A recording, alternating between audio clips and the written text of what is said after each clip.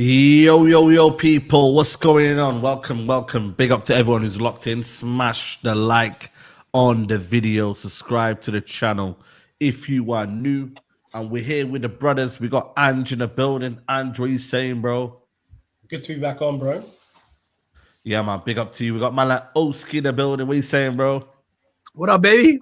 Feels great to be back. It's been a minute. Come on, definitely. Shout out the boys. Shout out boy Ed. Shout out Wavy. Shout out my boy Saeed TV. Shout out chat. Shout out everybody, right? Come on, man. We got man like Temmie in the building. What are you saying, Temmie? What's good, family? Good to see everybody. Make sure to hit the like button, hit the subscribe button. You feel me? Shout out to my brother Oski. Shout out to Ed. Shout out to Saeed, man. Show much love to everybody in the building, man. You know what it is. Comments, Oski dashed the Garnacho frame. That's a fact. Yeah, man. They're saying, bro, that's gone in it. If you didn't see the video, you didn't see the video. Do you know what I'm saying? Like, it's mad. He needs a hattie. If you don't get a hattie, he's not going up. Yep. Shout out my boy Double A. Shout out my boy Double A. Double A, the building. Big up to you, man. Big up to everyone who's locked in. We should have Elite Pundit join us as well in a second as well. Shout out to Elite Pundit. Yeah, man. Should have Steven Estrellas join us as well. Big up to you. I see a lot of people in the chat saying, talk about Pep Guardiola, man. It is what it is, isn't it, man? He's extended a year with a possible year on, but listen, we move. We here. He here, man. Bring him. See him in a year. He gonna get spanked again. See him in a year, man. I gotta say, we gotta see what happens. You got exit again, Saeed? Do that exit again. We gonna see him packing, man. We gonna see him packing. Nah, chill, Saeed. Chill, Saeed. I just say, Omar you know what I mean? Clipped up, bro. Omar trying to get you clipped up, bro. What I'm saying is that he didn't want to end it on a year on a bad note. If Liverpool win the league this year, he said, "Yo, I gotta do what Fergie did, man." Do you know what I'm saying? Like, I gotta end on a high. Fergie ended on a high, so do you know what I mean? Maybe he's looking at that. I don't know, man, but we'll see. Listen, Pep Guardiola's still here.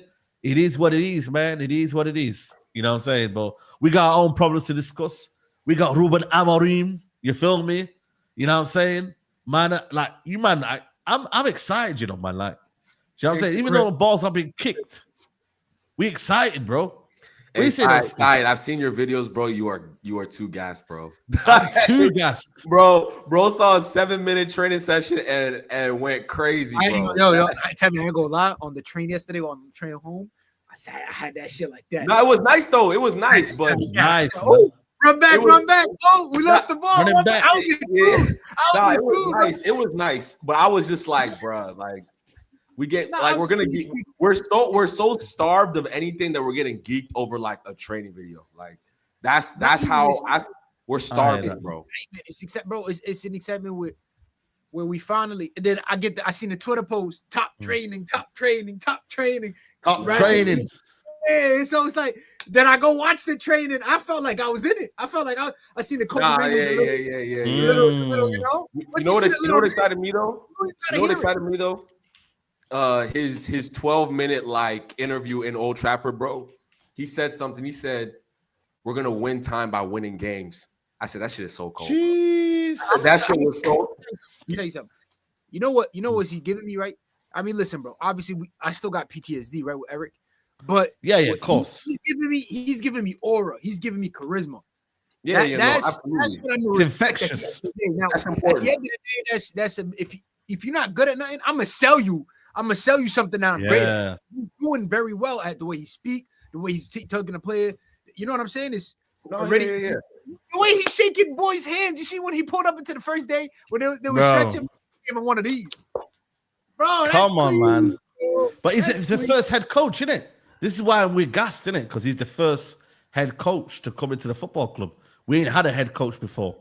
You know what I mean? Let's be honest. Like, the closest we had was maybe Van Gaal in terms of coaching on that level. But, bro, nobody's been here to do this level of coaching. You know what I'm saying to you? Like, bro, it's mad, bro. I agree. It's exciting. Like, it's just new energy. You know what I'm saying? Like, anytime there's new energy, you feel me? There's excitement. I'm excited. I just watching the videos today, like, I'm not gonna lie, y'all geeked me, bro. Y'all geeked me today. Like, I was like, I saw so many different content creators. I'm like, y'all, listen, I'm excited, but the 7-minute training video is not what's gonna get me. Because listen, When Nah, somebody makes a mistake and gives the ball away, we concede a goal. All that excitement, you're not gonna remember that training video for the rest of your life.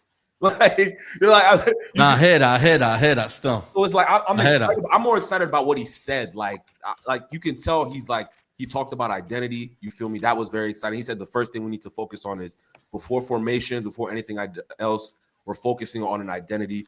And he's focused on like he knows this club is like you have to win. Like I'm going to win time by winning games, and that's like that's like a mic drop. Let me ask you this: what's his identity? You said what? Does anybody know what's his identity? You're about to find out. You're about to find out. He's what you see. I can answer that question. I mean, he's a possession-based manager. He plays in the 3-4-3 system. Likes to have his fullbacks straight line bombing back and forth. He has a striker that he likes to get in behind, a number 10 and a winger who plays in behind the striker. Right, then he has two midfielders that are sell the dream. 29 goals in 9 games. That's the identity. No, I interviewed I interviewed a sporting fan on my show yesterday, and this is just some of the stuff he told me. You feel me? Yeah. So he watches sporting week in, week out, and he was saying like, yeah, bro, he's a progressive manager. But he said his skill, like he said, his number one like trait is his man management. That's ultimately you can see. It's like his man management is like through the roof, and that's why the players buy into the identity. You feel me? So it was good to hear that from, because obviously we're speculating at the end of the day. None of us watch sporting week in, week out, which is why I tried to get somebody on my channel who literally watches them. I watched that. By the way, that was sick. Yeah, so it's good. So I think it was good to hear somebody who has a perspective that's not us. We're too excited. We're not. A lot of us. Let's be real. We're gassed right now. We're not thinking with as much objectivity as we should. And we're fans. Sometimes we don't always have to be. We don't always have to be fucking robots. It's cool to be excited. You feel me? So it was just good to hear that perspective. And so he wants to dominate the ball. To answer your question, he wants to dominate the ball in a 3-4-3 system. Have midfielders who are aggressive. Have fullbacks who are bombing back and forth. Have the aggressive striker who's running in behind. Then he has a number 10 who's more creative, and then a wide playmaker, if you will. So that's what he's done at Sporting. I asked the Sporting fan yesterday, like, does he really tinker with his system at all? Does he do things differently in the system? He said, for the most part, he hasn't until maybe the past few months, where he's tinkered a bit with up top, where he's maybe gone with 2 strikers up top as opposed to the 1 striker. So he's not tinkered that much, but he's shown that he can be adaptable over the last few months. So yeah, there's a bunch of different things that we're gonna see, hopefully. And we have the squad. I think we have the squad to be adaptable. So we'll just have to wait and see. We have to, man. You know what I'm saying? This is what we're here for, man. We have to see the adaptability, the fact that it's not going to be the same as Sporting. You'll have new challenges. Ipswich away might be a Braga away in their league. You know what I'm saying? Because it's that competitive in this league. You know what I mean? Ipswich could do well in that Sporting league. McKenna's coming off a W. Yeah, exactly. So, and they'll be fit and ready. They'll be fit and ready, man. I don't think they have many internationals, do they? I don't think they do. In terms of, I doubt it. You know what I'm saying? So, boy, them man be on it, bro. Them man be on it. So we gotta be. I just want to clock something. I just heard Mason a lot yesterday. Mason. A couple times in the video. I think this might be the reviving. Is this the resurgence of Mason? He just needs to. The thing about Mount is he just needs to stay fit, man. It's hard to play well when you're always injured. Yeah. Is my voice on the leg? The other thing is, let me ask this, because everybody's really positive about Amorim at the moment. There's only positive. Was anybody concerned with the City game where he only had 27% possession? Like they monopolized the ball completely. No, not at all. The thing is, I don't want another. It looked like Ole Ball to me. That game looked like Ole Ball to me, where you strip you get all the players behind the ball, you strip them off the ball, and then you play counter-attacking football. That's what Ole did successfully. Are we just going to become another counter-attacking team under? Brother, the stats say he dominates possession in a majority of his games. No, but you've seen one game. Obviously. No, but the thing is, real quick, it's different when you're. So in that league, you have a significant financial advantage over every other team. So and Ten Hag dominated the ball against lower level Eredivisie teams. We remember that, dominating the ball against a team where you have a financial advantage by a factor of 5 or 6 compared to the Premier League, where there's really good players on every team. I think it's going to be hard for us to say, all right, he's definitely going to dominate the ball in the Premier League. I'll be interested because I never saw him as a position coach. I know people say I never saw him as a position, but we'll have to see once he comes from the Premier League and he gets better teams, better coaches. Can we dominate the ball in those situations? That's absolutely. We will dominate the ball. We will dominate the ball. I'm confident about that, especially against the lesser teams. Against Man City versus Sporting, where the size and the gap in quality is like, it's exponential. Like even Real Madrid last year in the semifinal barely touched the ball. Like, you see what I'm saying? So like that's not a barometer for whether he's going to dominate possession in England. You mentioned that he has a significant financial advantage against players what was I saying? Against people in his league. That's not necessarily true. Benfica and Porto generally spend more than Sporting Lisbon. Like, yeah, of course. So that's not true. He's won the league twice. No, but then have a look at the stats in those games. He doesn't dominate the ball in those games. But he's won the league twice comfortably in that league. No, of course. No, that's not the question. No, it's not of course. No, it's not of course. They didn't win for 19 years till he got there. So that's not of course. No, but that's not the question that we're asking. That's not the debate we're having. The debate we're having is, of course, he's coached really well. The question is he a position coach or is he a counter-attacking?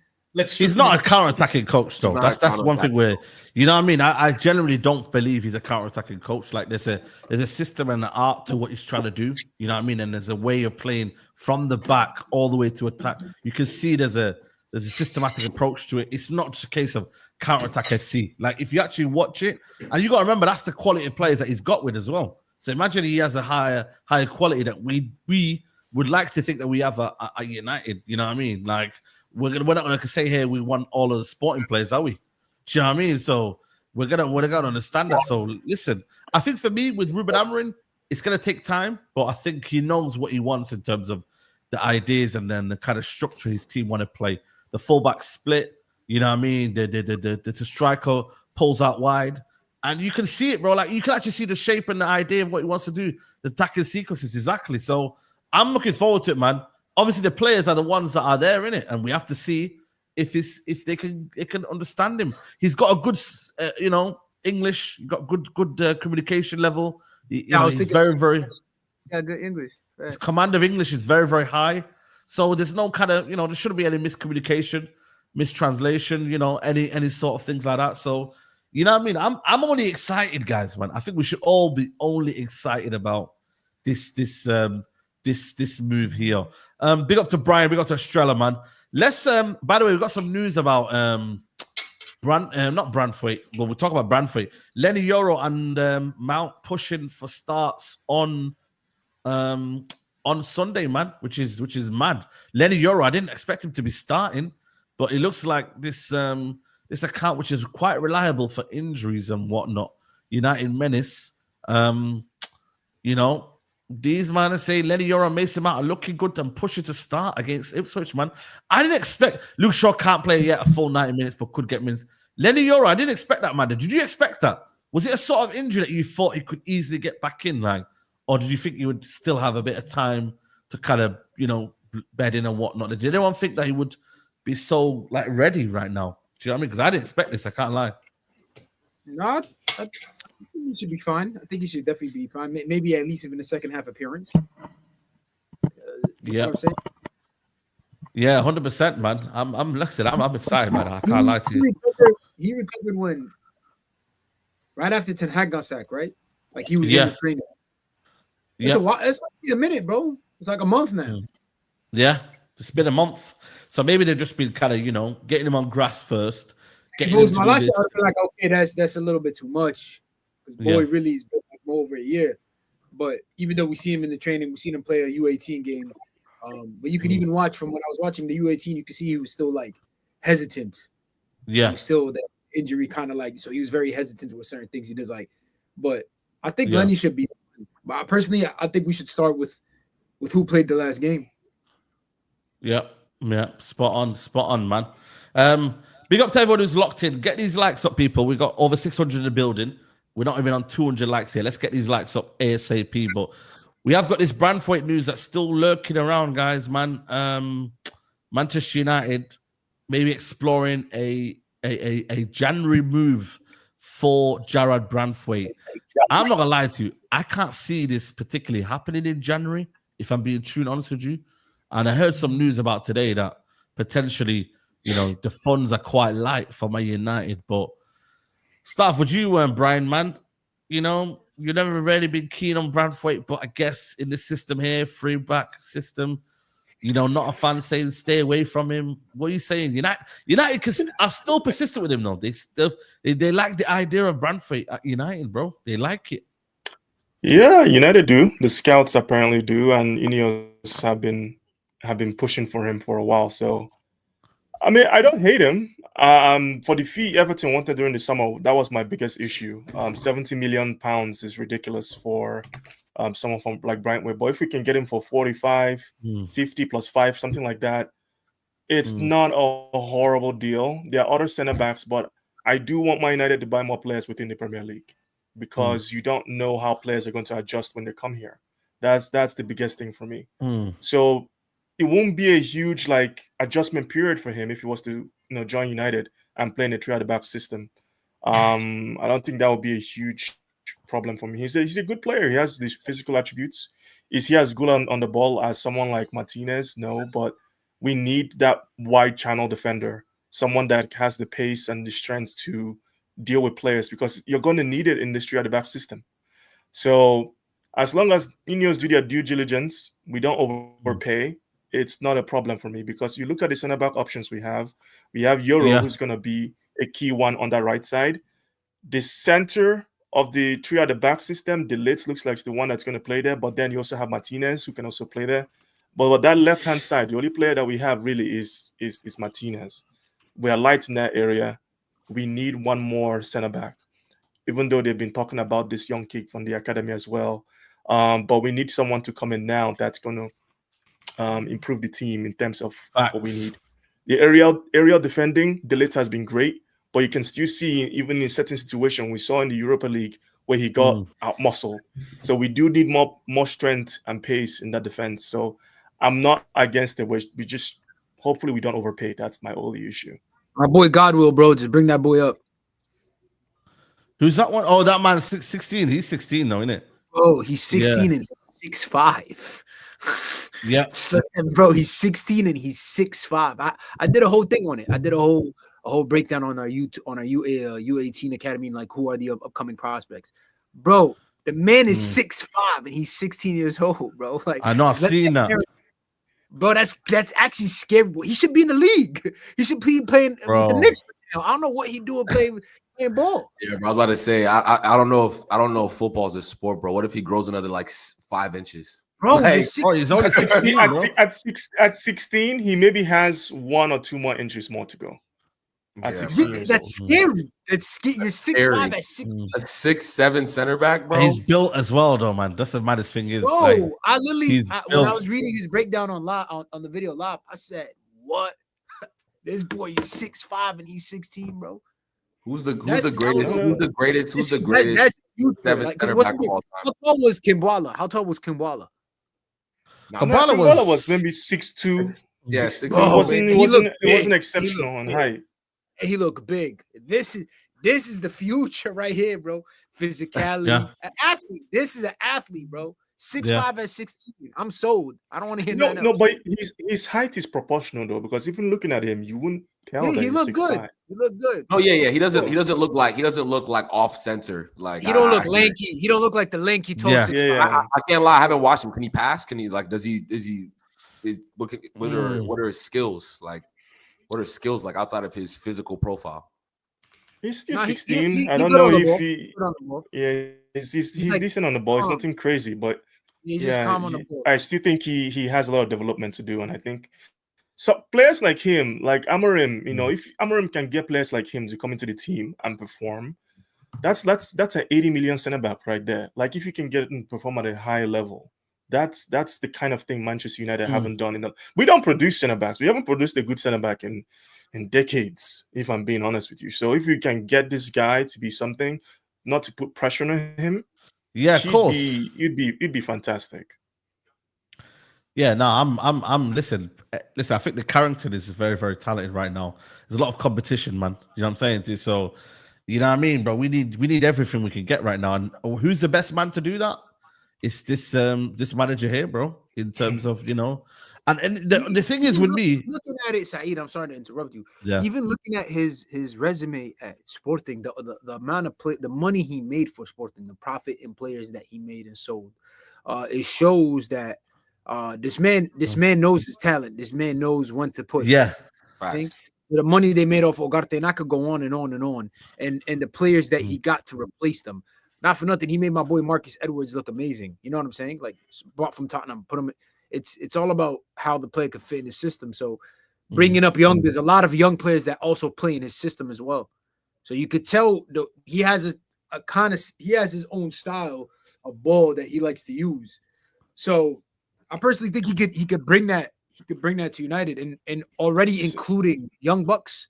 So how he already came. Same thing with Ten Hag. When Ten Hag came in, I think that's the thing they do. They just come in and include. Yeah. That's a good move too. I think that's. Let's see. Like, all right, it gives you. You never know who's gonna be on the bench now on Saturday. Who's there? Yeah, you don't know. That's the maddest thing. Absolutely. Yeah. There's a lot of faces that I saw down there. I was like, yo, who's this in the training yesterday? Like, who's this? Yeah. I definitely hope that we get to see Carrington revived, like in a real way. Yeah, we've seen like the occasional player, like Mainoo's an exception, right? Greenwood's an exception, but like I wanted to be where like if they're good enough, obviously, if they're not good enough, I'm not trying to hear it. But if they're of a certain level, like just give them a Carabao Cup game, bro, or you know what I'm saying, give them an FA Cup game. Like what happened? I feel like we've been seeing glimpses from Carrington. Like, what happened to? Okay, let me give you an example. Like what happened to Toby Collier? Like where did he like? Did he get injured? Bro. Isn't it? I think he got injured. He got injured, yeah, but still, he didn't really. He never really like. Remember, like. But let's be honest, bro. We can't do that because like you had a world class CDM look like he never played ball before. You get what I'm saying? We really can't. No, with a bad coach like Ten Hag, not that with 5 Champions League that looked like he couldn't even move a ball. We had players who we've seen. I think he needs to go on loan though. I think he needs a loan though, Collier. I don't think he's ready. Or utilize the loan system. Because even Kobe, let's be honest, Kobe was one of most of our consistent players, right? My boy pulled up; he was looking sus. Everybody was just not looking good. So I wasn't saying he was sus. I wasn't saying he was. No, what I was saying is like he just didn't get the opportunity. That's all I'm saying. I wasn't saying he was playing bad. He was getting games in, especially. Not really. I mean, he played against. He had that one. He had that one. Toby's 21. He's not like when Mainoo broke into the first team. Yeah. He was 18, 17. Yeah. Toby Collyer is 21. People think he's young. But he really isn't, like he's. Not for nothing. You got to also look at that position that he plays, right? It's a difficult position to break in. They just bought Ugarte. They have Kobe, who kind of plays that somewhat, even though he plays as a ball carrier, but he could also play in that deep defensive role. You have Casemiro. It's not like you could just come up. All right, boom. Let me sweep everybody. You're gonna have to prove yourself. That's not what I'm saying. That's not what I'm saying. That's not what I'm saying. I'm literally just saying I think we should have seen more of him. That's all. Like, and I think this manager, and I think real quick before you cut me off, I think this manager, we're Toby Collyer. I think we're gonna see more players, from the academy just get opportunities that wouldn't have gotten opportunities under previous regimes. Like, yes, we've seen people like Mason, right? But look at like Barcelona, for instance. They're like just pumping out talent, bro. They have no bread. I hear it. They have no bread. But listen, like they're still competing. You feel me? We're hearing reports that we're gonna be a bit more strict with our budget, right? What do you make of that, by the way, in terms of the January budget, man? Because I think the report was going on about like we have to sell to buy, and it's going to be restricted the budget. Like, I'm not too fussed. are you man okay with not buying anyone in January? Are you man bro, all right with that? good. You good, Yeah, I'm bro. not too fussed. I'm not Good, too yeah. fussed. No, but I also think they're talking about the summer window as well. It was more like a general. Yeah, I The agree summer with that. and too. Did they? Are you sure? Yeah, Was it summer? I think it's a generic statement about the transfer budget. Yeah. I don't think it means much, if I'm being honest, because Facts. every given summer, United have maybe 100 to 150 million to spend without selling anyone. And if we want to go more than that, we have to, like what we saw last summer. Yeah, exactly. It's not a big deal.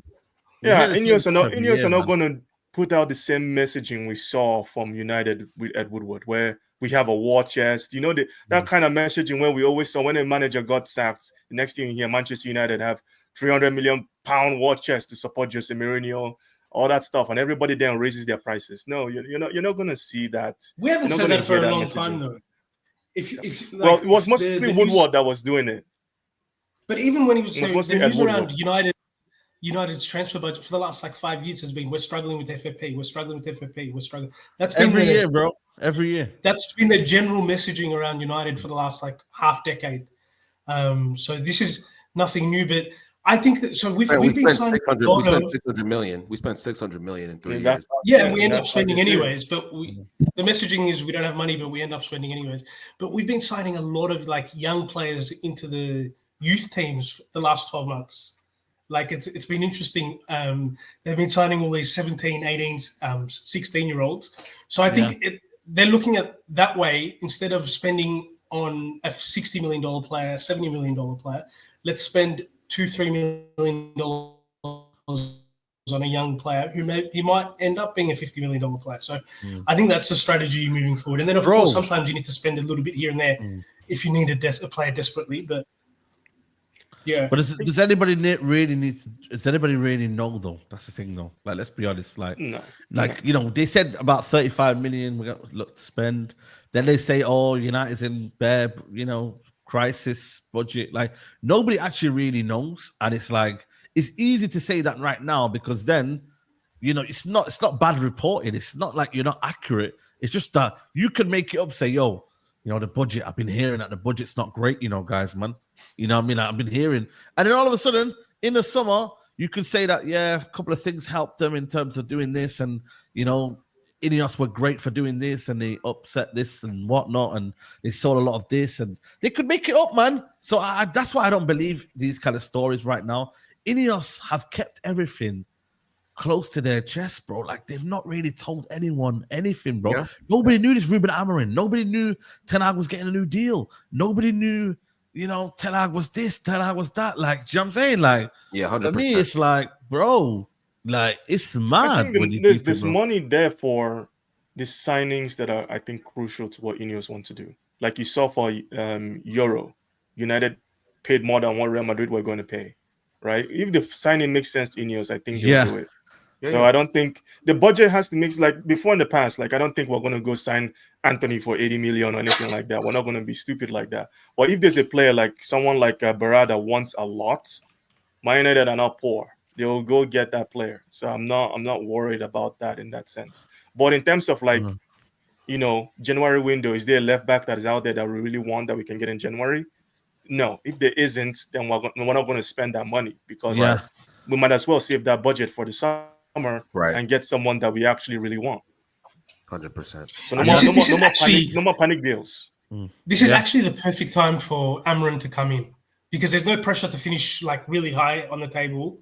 He can come in, assess the squad, see what he likes. If he came in at the end of the season, then we would be going into a transfer window without actually knowing what players he likes and doesn't like. But now he can assess the squad, see what players he likes, who has great work ethic, who fits into his culture, and then he can make an informed decision at the end of the season. I think that's so much better than starting a new season with a new transfer window and already you've spent $200 million on players without even assessing your squad. So I think this gives him actually a big advantage over coming at the end of the year. 100%. 100%. Shout out to Suja, big upside the panel community. You're slacking nearly over 700 now here and not even 500 likes. It's a disgrace. This is Eric Ten Hag type behavior.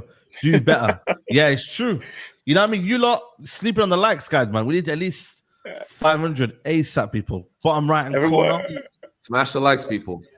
Yeah, everybody's in a funk. Everybody's in kind of a funk. The international break has been I know. Boring as hell, I know. Man. I hear you, man. But so guys, wake up. Football is back. Let's get back on it. Football's back. No more international break to March. So let's go. Engage, ask questions. Out of that nonsense. So what about loan deals then? Do you reckon we can do loan deals then? There's a talk of Colomwani. I don't know if it's true or not, but Colomwani is keeping on. I'm not gonna lie. He's trash, man. He's trash. I think I'm pretty content with this. Is that Colomwani's shirt at the back? Who's that at the back? That's crazy. That's a Benzema shirt, is it not? Is that Benzema? It's a Benzema shirt, bro. I was gonna say, man. I'm about to say, no way. A Colomwani shirt on the wall. Colomwani, man. I was like, yo, is that Colomwani down there? That is crazy. What are we gonna do with Zirkzee if we bring in somebody like a? What is he gonna do with Zirkzee? Zirkzee can play behind the striker. He can play behind the striker. I'm worried a little bit about Zirkzee. I'm actually a little bit worried about Zirkzee. I'm gonna be honest with y'all. So am I. This is like the third. My fault, Brian. This is like the new 30-day probation for me. New coach. Let's see who fit. I gotta see. Everybody's on probation now, man. Yeah, 4 run of games, and then that's when I'm gonna start giving you. This should get sold. This should get sold. This should get sold. This should get kept. Because obviously, we had the past 3 years. We saw 1 year of somewhat of an identity, and then 2 years of nothing. And anybody that was coming in was just getting swallowed in that black hole. This time is something you're gonna. You know what it is? It's not even like so much ability wise. I'm just worried about the talk I keep hearing out of Italy that he might want to go back. That's why I'm kind of worried a little bit. Like, is he not enjoying life in England? Is he like, some people don't take to it. So I'm hoping that that's not the case. Some people don't take to it. Like, he seems like a chill. He seems like a very chill guy. Like, the Premier League is hustle and bustle. It's high energy. It's pressure. Like, I don't think that's his personality. He's like, he likes walking his dog. He's a relaxed dude. He's not somebody that's going crazy. Hey, Roy Keane likes walking his dog, man. He's still high energy, bro. But I'm joking. But I think he's fine, bro. I think it's so early. It's been 2 months. It's been what, 2 or 3 months? 2-3 months, man. His intensity's low. He doesn't have. Wait, real quick. Hojlund didn't score a goal for what was it, 16 Premier League games? Like, bro, it was 23, wasn't it? Was it 23? Like, how long was it? Like, actually, no, it was 16. Actually, it was 16 you're right. Games, like, 16. Sorry, yeah. He's coming from a slower league. I agree that he's not been. Amazing. If he didn't score them 5 games in the Champions League, like, bro, everyone would have been talking differently about Hojlund, Like, but are we still convinced Hojlund's the man? Well, I'm not sure anybody's I do think we need a striker. I think we need a striker. We gotta wait till the summer. 100% we'll wait till the summer. I'm not arguing, but I think in the summer we need to get like a bad boy striker. I think that should be one of the. It'll be Gyökeres, man. I think it would be Gyökeres. Yeah. I have no issues with that too. I think it'll be Gyökeres. Gyökeres number 7. I just say patience is a virtue right now. Most important, I think we're always gonna need something. I just think, my boy's back. Yo, what's up with your system? Man, Wi-Fi issues. Man. They got you working out. The kid's sweating, dog. Dude, every time he come in here, I'm doing the most for the stream. I hear it. Still. I moved back to London, innit, man. The community fiber here is shocking. Where were you before? London hype, man. Huh? That's what I'm saying. Why you moved from Manchester then? That's your fault. I got a promotion. I got a job promotion. Oh shit! Yo, big up, man. Congrats, bro. Come on. Ruben Amaranth. Ten Hag's lawyer. Now, are you now? Yo, you see they up my boy too. They got him a loft. They got him with the flat. They got him flat. Yeah, they got him with the flat and that. You can't even reveal it. Man's sweating, Yo. Man's sweating in the winter. Bro, he was crazy, sweating. bro. I know it's chilly there. You know how cold it is outside, chilly.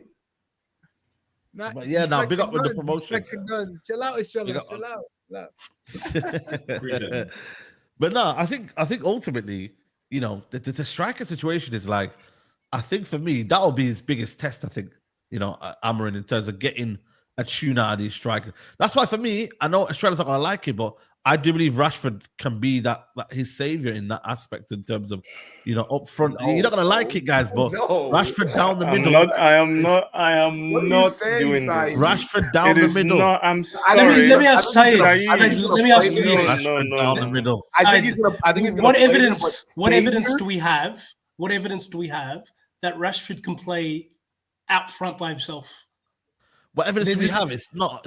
I think the evidence for me, it comes down to the fact that I believe in that position there, it is best position in this system. I don't think he's going to play in the wing back options. I don't think he's going to play in the 10 role. I look at him and I'm like, bro, where else do we play him? And he's on big wages. He's not going to get dropped. If I'm shocked, if he gets dropped, I'll be shocked. Why would you be shocked about that? Because, bro, nobody's dropped him. Bro, he doesn't love the game, bro. He's just falling out with the love. Who's dropped him for a hot minute? It's only Ragnick, really, that dropped him. Saeed, Amorim is not that guy. If this manager is scared to drop Marcus Rashford, he's not the right manager for us, bro. Not now. It'd be crazy to do that now. I agree. Battles now. Listen, I agree. Don't fight battles now, bro. No, I'm not. Saeed, I agree that striker is probably his best position in this system, but for you to use the word savior. No. I'm saying wrong word, savior. But I'm saying his final hope, Marcus Rashford, is up front, and therefore I think he's gonna try and get this done. You know what it is? You know what it is? Just to interject really quickly, yeah. The fact that you're saying this is his final chance, like I agree with Thames in it. Like for me personally, there is no final night, bro. You're on 350 bags. You're 27 years old. You're supposed to be creme de la creme. You're creme de la shit. Yeah, but he's not. And I say creme de la shit for you. Wait, you're creme de la shit for United. You're not a shit player. You're just creme de la shit for United. You're not good enough for my club. Yeah. And I've seen it over a good sample size of many years across different managers. So respectfully, bye-bye, bro. Like what Tem said, if he's too scared to drop my man, then he's the wrong person. But I agree with you also, Saeed. The only way he can fit in the system is him playing up front. And in Amorim's system, with obviously two guys up front, I think personally it might actually do well for him because if he's bouncing off somebody else, the onus in the number 10 role, the onus on him won't just to be the hold up, to be the guy up front to bring everyone in. If he's got someone else there to share the load, you might see them darting runs behind. Don't know, but I don't want to see that. That's fair. I had enough. You know what the thing is, like with Amorim, like reading and listening, he's got really high EQ. Like that, I think that's his superpower. Like he's highly emotionally intelligent. Like I think, and because of that, I think he'll start to connect with players that Ten Hag never connected with. That was Ten Hag's biggest problem. Like he didn't know, he was so awkward socially, emotionally, that he never knew how to connect with players, get the best out of them. So I think he'll find a way to connect with people like Ahmad, he had a falling out with. Even Rashford. Rashford needs a cuddle, a bit of love, like told how special he is. And that's Amorim's superpower. Everything we hear and touching that point though, really quickly about you saying Rashford needs a hug. The guy's 27 years old, bro. Stop it.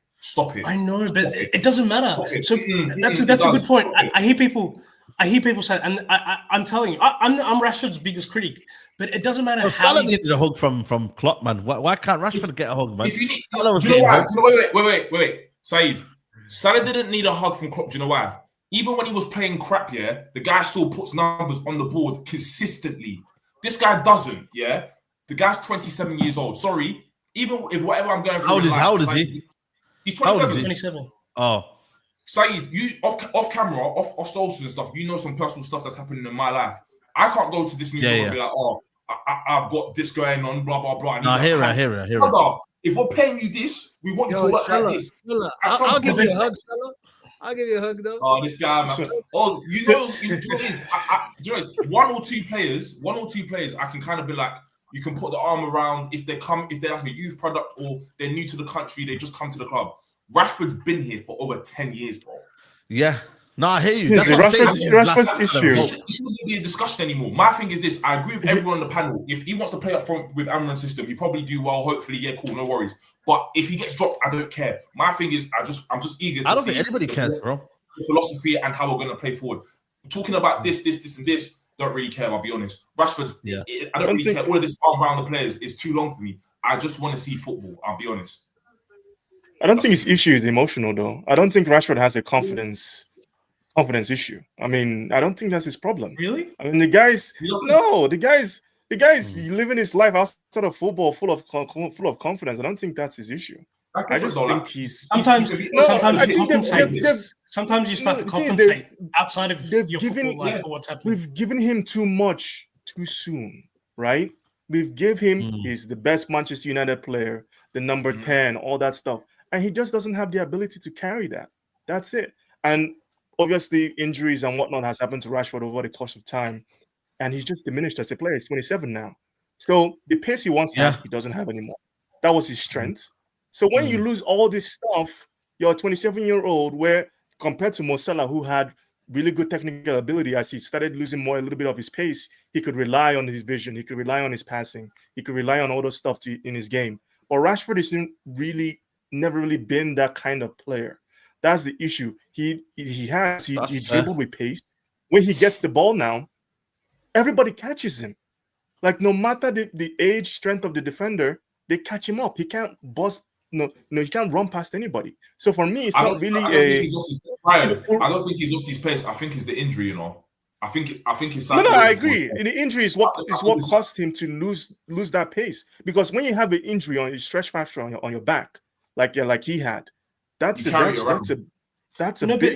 you don't really ever like get over completely. So Brian, just on that point, like there's some instances where I see him about to explode and go into a direction, but then it's like he's second thinking it because of his back or something. Or like there's certain times where he gets the ball and what used to get everyone mad was like he will drive at the player and then might not be an end product. He doesn't do that anymore. He just plays it safe. Just on that.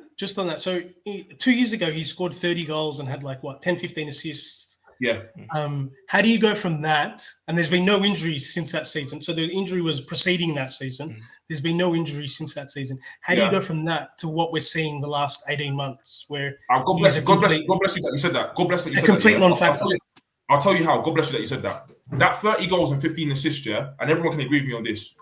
The same way everyone gets on to Bruno Fernandes for stat padding, I guarantee you, go back to that season, go watch his games. There was plenty of games here where it was either a tap-in or a dead goal where he didn't play well for 90 minutes, but he bagged the goal and everyone forgot about it. So this whole misconstrued thing about he was on fire for the whole season, he was this unstoppable being. Brother, no, he wasn't. Even I completely agree. He didn't play well in a lot of those games, but right now he's like a negative player on the pitch. He doesn't do anything. You know what I mean? So you lot are saying he won't play. He won't start under Amorim. Is that what you lot are saying? He may or not. He may or may not. But we shouldn't be. We shouldn't be looking at it. Manchester United. Rashford is a key cog to what Amorim wants to do. That's how we can't view it like that. Yeah. If he doesn't work, he doesn't work. He goes on the bench. Someone else takes his place. But Brian, the only reason why everyone's going to disagree, or not necessarily disagree, but the reason why everyone will look at it the way Saeed's looking at it is because he's on 350 bags or 300 whatever he's on. He's a high paid player, and we're making reductions around the club. You can't beat on this echelons and then you're just holding bench. It don't work. It can't operate like that because it's sending the wrong message in the club. That's why personally I think they will try and give him an opportunity to try and fit him into that system because they've done themselves over. Yeah. Remember, Saeed, me and you and Nuruddin was talking about this. I said, it makes sense. It makes sense. You have to force. They'll give a lot of people chances. People like Mason Mount, all these guys are going to get a chance in this next. Oh yeah, let's talk about Mason Mount. Let's talk about Mason Mount, because he looks like he might be starting against Ipswich here. Like we've seen the little clips and that. You know what I mean? Are you lot ready to give Mason Mount a clean slate? I am. You know what I mean? Not a clean slate, but I want to give him a chance.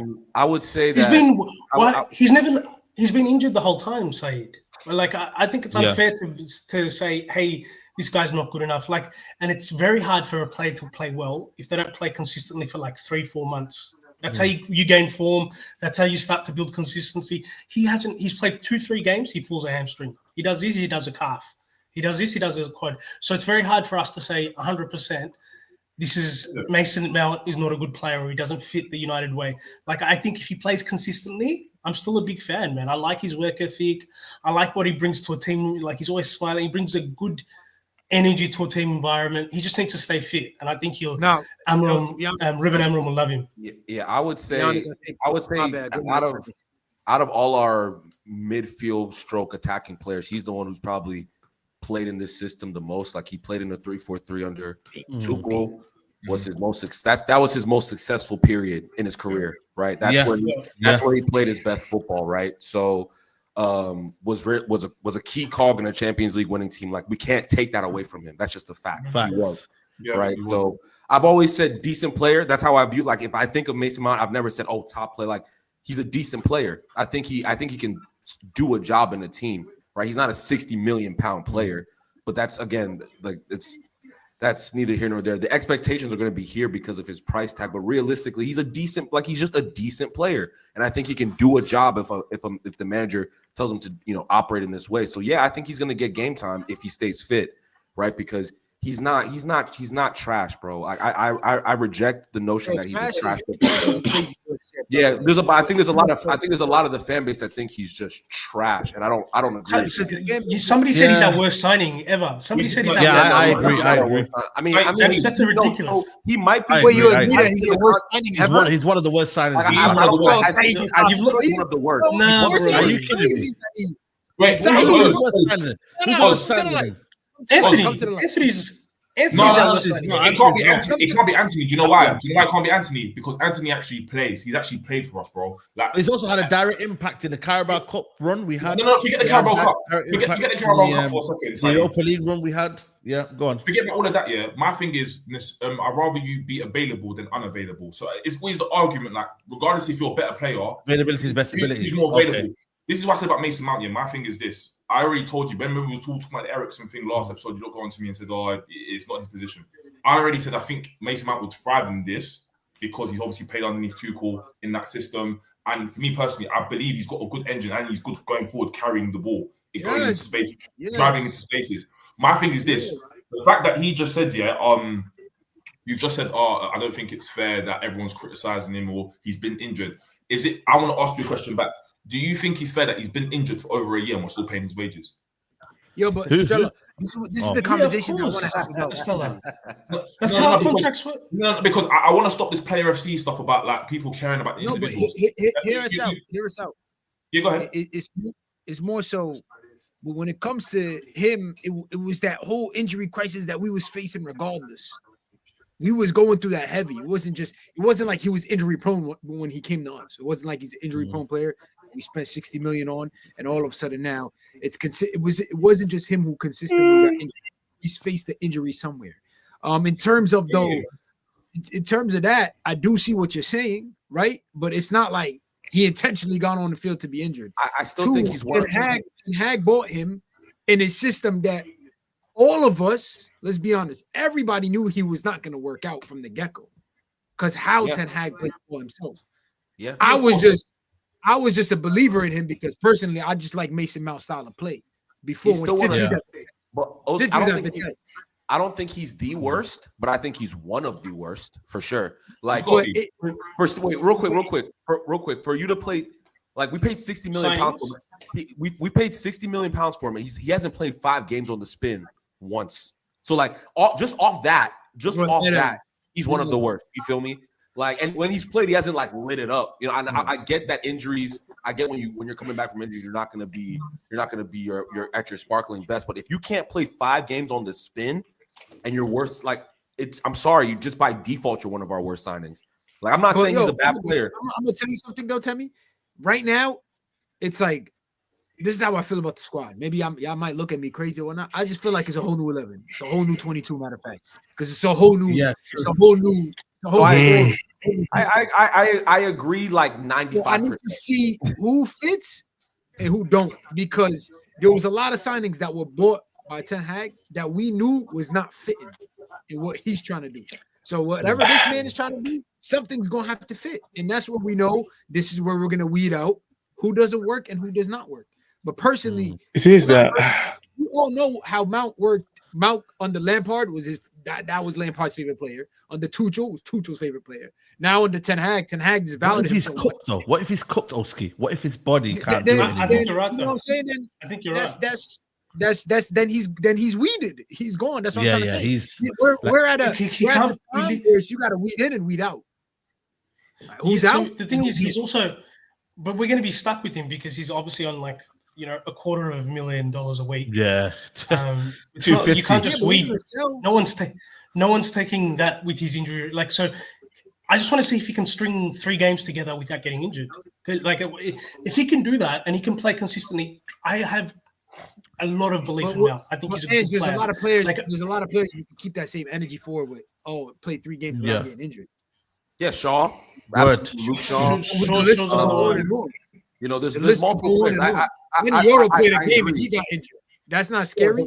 Then Euro played a game and he got injured. He's 19. He's 19. It's a little different. But that's not, at a young age, you play 1 game and you get injured. That's not that don't. Yeah, but I mean, he played a whole. I mean, he played a whole season. The season before that, like I hear what you're saying, but again, I hear what you're saying, but it's a whole different deck of cards, right? Like it's a different Mount, like, it's a whole different. Like you're comparing Euro to Mount is just like so because we know that Euro's a project. We signed him as he's a prodigy type of project, right? We expect him to go on and be great, but like Mount, the club marketed him as like, oh, this is one of our top signings, right? So it's a they gave him the number 7, man. Yeah, they gave him the number 7. So it's like, and they paid him as if he's going to be one of our 5 best players. So all of these things matter when we're asking. Like the question was, is he?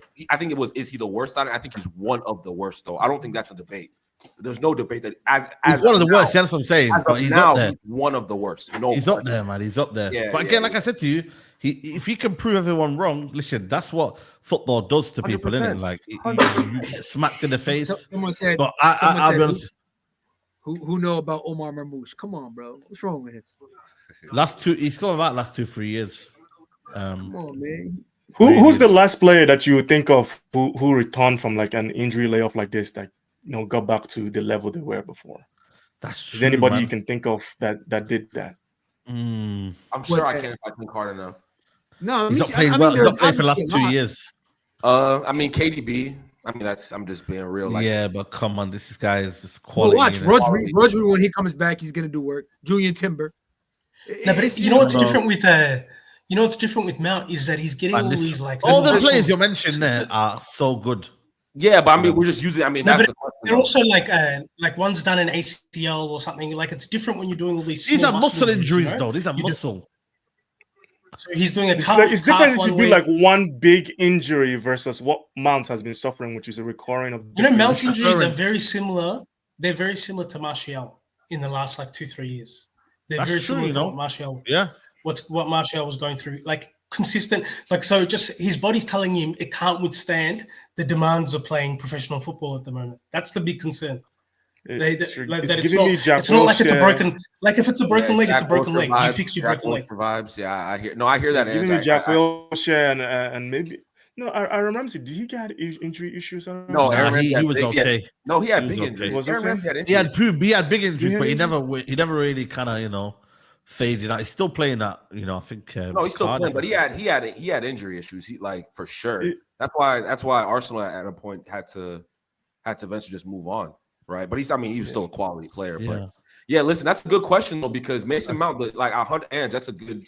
Van Persie might be actually a decent example because he had a lot of injury issues. Yeah, he had a lot of injury issues. But it didn't affect the quality of his game though.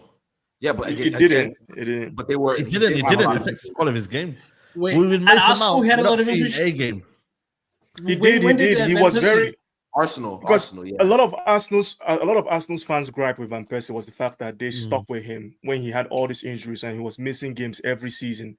He had that one class season, then joined Manchester United and won the Premier League. So that's the reason why a lot of them were pissed when he left. At least that's what I hear anyway. But he did have a lot of injuries. Almost every season he was injured. With Mason Mount, when he played, he performed. Yeah. It's muscular injuries. That's the problem, guys. He's got muscular injuries. And a lot of the time, he relies on running, guys. That's one of the reasons what happens. He relies on a lot of running, a lot of and that running there is tough, man. I can't lie to you guys. It's tough. Yeah. That's why managers love him, though. That's the reason why a lot of managers have loved him in the past because he will work for the team 100%. Yeah. I always. Though. You think a player that runs a lot like that his body wouldn't feel like, well, how old is he? 25? Yeah, he's 20. young. Yeah, he's 25 now. 25. He's not. I mean, he's been playing since he was. Also, look at Donny van der Beek as well. Like, Donny van der Beek was running a lot at Ajax. You know what I mean, in terms of pressing, in terms of the engine. And he's 26 in January, guys. So he's gone from like 24. He's a vet. Fairly young to now. I'm not saying he's old 26 here, but it's almost like crunch time. I mean, 27 to 32, 33. I mean, that's your prime. So it's your prime, bro. That's your prime. And if that was his sole aim of running and being that kind of box to box runner, you know what I mean? And if he's lost that, which is one of his key attributes, his energy and his tenacity, then that's a lot that you're giving away, bro. Do you know what I'm saying? Like, yeah, I'm convinced. I'm convinced players who used to just cap and say they're injured just not to play. Nah, bro. I don't know, bro. You don't want to play for Ten Hag, is what he's saying. Yeah, I'm convinced because maybe. Bro, Malacia was out for 2 years, bro. It's some crazy number. You know what's funny? You think these guys want All to of be a sudden, Hobie left. He's on the training ground. Omar, do you think they'd rather be on the? Do you think they'd rather be on the physio table or playing football, bro? The physio table sucks. Oh no, you know what's the physio table is awful. Mason Mount's injuries. I'm sure they've been muscular injuries. You can't really determine muscular injuries. They probably probably thought the training levels. Supposedly he would do. Nah, you can do a CT scan. You can tell. You can. You can't, no, man. With yes, you can, bro. If you've done a hamstring. Yeah, if you've done a hamstring, they'll say you've got a. No, but if you're saying it's still a bit sore and and it still feels like you're not 100% fit, yeah. Then they go by your judgment, right? They actually do scans where they'll rest players because they'll say, oh, you're at a high risk of after they do something like you're at a high risk of maybe pulling your muscle this week or whatever. So. Yeah, that's real, bro. They do CT scans and they're able to tell the. Okay, but did you have that? Did they have that equipment? I don't know, man. I don't think they have the equipment. That's what I'm saying to you guys. So that's what I'm saying, bro. We don't have the equipment. That man rocked up the train and said, "Yo." To that point, you know what's funny? Yeah, like looking at all the players' social media and stuff. They all look happy, bro. They all look like something's been lifted off their shoulders. Would you be, bro? That evil shadow. Ten Hag had drained. It still makes me angry, but Ten Hag had drained the life out of that building. He drained the life out of that building, bro. And all the players feel like they got a new 100%. Lease of life. So we should have known when. We should have known when that game after Brentford, when we lost 4-0. He said he made everyone run like the distance that. Oh Brentford we were happy about that at the time. We were happy about that. We were like, yeah, but that was actually a red flag at the time. And you know what they said at the time? You know what they said at the time? They said Ten Hag ran with them. He ran with them. He joined with them. Yeah, man. If I was looking at, if he was next to me, man, this guy's a prick, man. Bro, we just. Just think about you just had a really bad game. You're physically exhausted, and the next thing the manager makes you do is run even more. Physically, that must have been terrible for the players when you think about it. Like they're not training to play a game of football, how to improve on the pitch. He just made them run a lot. That's yeah. Yeah. No wonder why we've got so many injuries 12 months later. But also, so many injuries 12 months later. But also, big up Adam. He says about the training methods. You're right. The training methods were a lot of. I was trying to say, see, Adam. Yeah. You gotta dodge. Bro. It's tiring. Oh, I gotta do 6 miles a day, yo, coach. No, but Rooney said that. Remember Rooney came out when he was working on TV. He goes, some United players are faking injuries. Do you guys remember that? I remember that. Yeah, I remember that. That was a wild statement. He said, But no, he goes, I know for a fact some players can play. They're not playing. That's what he said. So that was crazy. Imagine coach got to come up to you like, yo, you got 6 miles today. We got battered yesterday 4-0. You're going to have to do 8 miles in training. We were, listen, that's how you know. That's how you know fans are so biased, because when that happened at the time, we were like, yeah. I was like, make them run. Like everyone was so geeked. I was like, bro. Now in hindsight, it's like, yo, fans are so. That was probably the most stupid thing we ever celebrated. We celebrated. Think about it, because it's like we should be improving on the pitch, right? Because without your physical energy, you're not going to be able to do the things the manager wants tactically. So to do all that without working on tactics as a means of punishments, it's crazy. Yeah, that's ridiculous. And that was his game as well. It's not like he was with them for 3 months or 4 months. That was his second game or third game in charge. Bro. It was early, and there were a lot of things we overlooked as a fan base, to be honest, man. No facts, bro. No, we didn't. There were people screaming about this for years. People telling us Ten Hag's a fraud. Ten Hag's a fraud. There was a section of the United fan base. No, I'm talking like not in the first 3 months. Not in the first 3 months. No.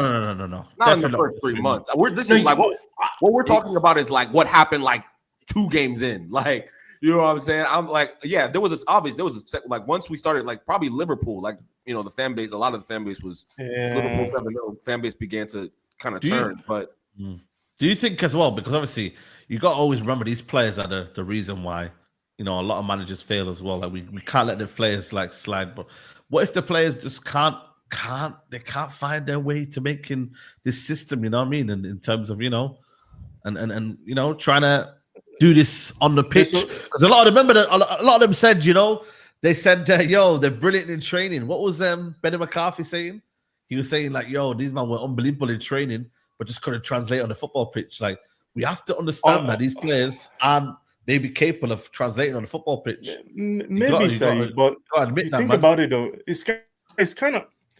It's almost kind of ridiculous though, because when Sir Alex Ferguson was here, I never once heard, "Oh my God, these players were brilliant in training." That was never something he talked about. No, because it was always assumed that Manchester United will have really intense and hard training sessions. Yeah. So coming onto the pitch, the game on the pitch was supposed to be easier, but from when I look at it, it's just that Ten Hag's tactics is just not wrong, but it's wrong for the Premier League. It's easy to train really hard and go out and smash some Dutch team in the Eredivisie. But the Premier League, man, you're playing coaches and teams and players that are working just as hard as you, if not more. You're not going to, it's like, bro, your tactics needs to be spot on. You need to be able to adjust, because we've seen it so many times in the Premier League. You're like, this team is going to smash this team easy. Before you know it, 2-0 up. Manchester City are losing. Yeah. Pep needs to make adjustments for them to win the game 3-2. Like, that's why for me, like, this is not the Dutch league, man. Ten Hag just got it wrong. So hopefully Amorim is flexible. He's able to make adjustments, because, guys, I've seen the hype. And honestly, I'm actually, this international break has not been good in terms of Amorim hype. People have gone a little bit too far. Please calm down. Now they have. Look at Saeed, man. Saeed is saying, I don't know. Relax. Right, that was your boy. Let me ask you this. I like were you not dancing in your living room? What were you doing in your living room? Some of the things I've seen, I see you doing after saving that, bro. What's going on? No. Some of the things I've seen from the guys from Amorim is crazy, bro. But I'm not gonna lie to you. I'm filming a video tomorrow, so you get me. You're gonna see that soon. You're gonna find out. You're gonna find out, man. I'm gonna be at Old Trafford tomorrow. That's all I'm gonna say to you. Brian, you've been talking about Amorim for like 12 months, like a long time. No, not me. It was Brian. It was Brian. No, that's what I said. I said Brian. I said Brian. Let me ask you this. So everybody talks about like his man management, his emotional intelligence, his ability to lead a group, which I think everybody's right about that. What are your thoughts on his tactical ability? Because I think he's getting better. Question everything. The idea that just before you answer, the idea that before a manager comes in, we should just need to be 100% positive and just be, you know, singing with the choir the whole time is silly. We should question everything, ask everything. It doesn't mean we want him to fail, or we should ask what's his tactical acumen like, and will he be able to go against the best managers tactically? And if you listen to him, he's constantly said he's getting better and he's changing things. Like his system when he started up at Sporting has changed with the way he used his midfield, the things he required from his defenders. So he's improving as a coach. He's getting better. Look at the start Sporting had this season. They hadn't lost a game. 11 wins. Like in any league, that is crazy. 11 wins. I think only 3 goals conceded. Like he's getting better as a coach. Like when people say like Ten Hag was this young up and coming manager, no, he was almost 50-something years old. Like Amorim is 38. Young. People call him young. I thought it was funny. He's not young. He's older than Pep, bro. Ten Hag's 55, man. Ten Hag is old enough to be my father. That's how old he is. It's crazy, you know. Yeah. So at the end of the day, like, yeah. I think Amorim is getting better, but he's going to have. Every manager faces it. Premier League shock. Yeah. No. So The key after thing the for match, me you is know how what he was interesting? adjusts. You know, after the City game, he was like, I'm not sure if he should have said this, but he comes out and he goes, Pep is so much better. Pep is so much better than me. That's what he did. I don't know if you listened to the interview after the game. He's like, Pep is so much better than me. So it'll be interesting, like when he comes up against an Arteta, when he comes up against, other top managers, to see what he does.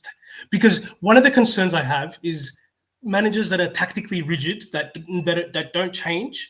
They don't get to learn about their players. They don't get to learn new systems.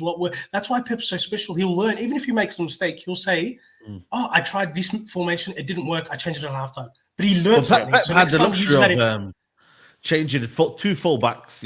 We got to remember, like, Pep's had a lot of leniency in terms of when I'm talking about you're talking about personnel, but he'll change his tactical style even from half to half, from game to game. He'll change. Yeah, that's fair. He'll put 3 in the midfield. He'll put 4 in that's why he learns, and that's the Did you watch what they do.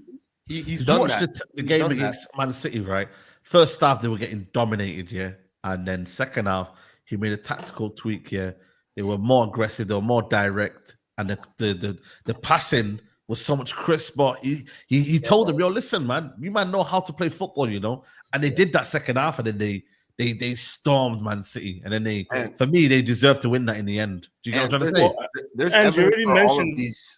Sorry, Brian. Sorry, I just want to make this point really quickly. And you mentioned his emotional intelligence. I just think his intelligence overall, right? Because tactically, he's tweaked so much with his 3-4-3. Like the way he builds up, he doesn't just build up in one way. Like I've seen him build up with 2, I've seen him build up with 3, I've seen him have center back coming in the midfield. Like he does so many different things with his build up, and his team doesn't just play one. There was a time where you could maybe pigeonhole his team. They got smashed by Manchester City, I think 2 years ago or something like that. But you've seen the evolution of his team. His team has evolved and gotten better and better and better. And his tactics, he's learned more about different kinds of players. Like he had Ugarte, now he has Hojlund and that midfield, different kinds of DMs. Even his strikers, different kinds of strikers that he had, he's playing them in the way they should be played. That's for me, it shows a manager that's able to learn. Have you watched a lot of their games? Have you watched a lot of the games? Mostly Champions League, because the Portuguese league here in America is nobody's watching Portuguese league, man. You can't. They don't have. Let's be honest, man. They don't have Portuguese league. Same way we didn't watch. We didn't watch Ajax league or the Dutch league. We didn't watch it. You know what I mean? We saw in the Champions easier League to watch. Funny enough, you could watch that on ESPN, but here the Portuguese league is almost not impossible. Yeah. It's but their league is go on, tell me. Yeah, I was gonna say, like, to Brian's point, like even Reese, like there's to your questions, and there's a lot of evidence, right, to show that he is tactically fluid. You know what I'm saying? He's very rigid in that I will play a back 3, right? Like that's not changing. But everything else, like in between, like I think we can play with Ugarte, Casemiro, or we can play with Casemiro, Mainoo, or we can play with Ugarte and Mainoo in midfield, right? I think there's variances we can do with the middle, exactly. In behind the striker, like I think there's going to be a lot of different things. Also, like Brian talked about the front 2. I think my shout out to Sam Fonseca, guys, follow him. He's a good sporting content creator. He was talking about how there's times where he would adjust, like he didn't do it a lot, but he'll play a front 2. Like he if he feels like that's what the game requires, he'll do that. Obviously, I agree with you, Ans, that we should have a level of skepticism, but I think it's okay to be optimistic in the fact that like the questions that you're asking, there's answers to them, and not just against like Portuguese teams. He's done this against teams at high levels, right? So it's not like the Champions League. Has he though? In the Champions League. The Champions League is the highest. I'm level. not sure. So I did have a look. Yeah. For me, there's still just question marks out there about his tactical, but his emotional stuff, his man management, I think is amazing compared to Ten Hag, 100%. Like I couldn't be happier. Just when he talks, he makes you happy. Like I'm proud that he's a Manchester United manager. Whereas Ten Hag, I hated him talking in press conferences. I just hated it. It drained the life out of me that I stopped listening to him talk. Whereas Amorim, when he talks, you're like, I'm proud that he's my manager. I'm proud that he's the leading figure of United. Whereas The tactical stuff, I think we'll know. We'll learn about him in the next 12 months, I guess. Now, we're getting him really early too in his journey as a manager. We're getting Amorim pretty early. People need to remember that we're getting him pretty early at 30 years old. So for all the things about performing really, really, really well, like in a competition like the Champions League, Sporting Lisbon have never been that club really. They don't have that history and everything to attract the players that will get them to that place where they could go. Ajax have, like we know from history, Ajax have had some good Champions League teams. Sporting have never had that. I think the team he has now could have done something, but we've obviously got him now as our manager. So we don't have the evidence, but he's more of a league manager than a cup one. Yeah. Is it true that he offered his resignation? Is it true that he offered his resignation after a poor season with Sporting, and then with his other team as well twice? He offered his resignation. Braga. At Braga and at Sporting. No, that's not true. That's not what happened. No, that's not true. He hasn't had really any. I think Temi would know. To answer the question, because this is a good point. Yesterday, this is what I was told, and you guys can fact check it, but I think he was going to offer a letter of resignation if he had lost his third game in a row or whatever the case may be while he was at Braga. But then he went on to go on a ridiculous run and then I think after that 8-10 game or was a 10-game run, Sporting hired him. And because of how well he did while he was at Braga, Sporting didn't finish above Braga because of what he had done. You feel me? So yeah, there was a moment I think where they said something like he was going to offer he would offer his resignation letter or whatever, but he won and he continued to win after that. And yeah, they went on and rest is history. Okay. And that was Braga. He was so good though. He was so good before Braga, but I think he was working in a team in the lower division, and then he went to, I think, Braga's second team. And then because of how good he was doing, they brought him into the first team. And I think at one of those clubs, he didn't even have his full license yet to start managing as a manager. That they got fined. Yeah, that's how highly rated he was. The fact that they took that risk and still brought him on. So he got a 12-month suspension, which was suspended. Yeah. Casapia. What's this? Casapia. I think they're talking about the club he was at before Braga. Okay. Yeah. Yeah, that was the club that he got. He didn't have his licenses, his UEFA licenses. Yeah. So the reason I asked want to talk about interesting. Yeah. I want to talk about Alphonso Davies, right? I want to talk about Alphonso Davies, yeah, because United are persistently linked with him, yeah. But what are you man saying in terms of attracting a player of his quality? You know what I mean? Left back, he's can play in a left wing back role. He's going to be probably on high wages, if I'm being honest with you, unless obviously, he still wants to maybe leave. Yeah, what are you man saying? Because he is a player that we definitely could need, yeah. But could we go for a better option or a cheaper option? Nori, Kirkez. You want to bring him? Okay, chat with me. He's going to be free. Is he not? He hasn't signed a contract. It's free, but it's still a price, though, isn't it? The wages, yes. I'm not. Yeah, if he's asking for $350K, yeah, then no. But if he's asking for 150, 200, I'm cool with that. He is one of the premier wing backs in his position. You could argue he's one of the best, if not the best. So I would 100% be on board for him at left wing back. I think that's a perfect role for him. And not to mention he's played at the highest. Isn't he out of contract? Yeah, exactly. So we're talking about signing him on. He's out of contract. But he going to Madrid. Yeah, and listen, we never know though, man. If we're just talking straight up, this time is free. This time is on the free. He leaving. If we're talking about straight up just ability in the team, he has played at the highest level consistently for years, and he's not that old. You feel me? What is he, 26? Is he 26, 27? So, yeah. He's 20. He's 24, man. He's 24. He's younger than that? He's younger, man. He's born 2000, man. He finna be 24 this year. I'm tripping. So even better. Absolutely. We should listen. He 24. I thought he was older than that. I'm not gonna lie. Yeah, so this would be a fantastic sign. 23, brother. 23. It would be a huge statement if we It would can be a get huge him statement in. because he's what would make he's a him come marquee though? player. What will make him come if he's pause? Hey yo, yeah, that's crazy. It's the way you said come as well. It's like, you know what I mean?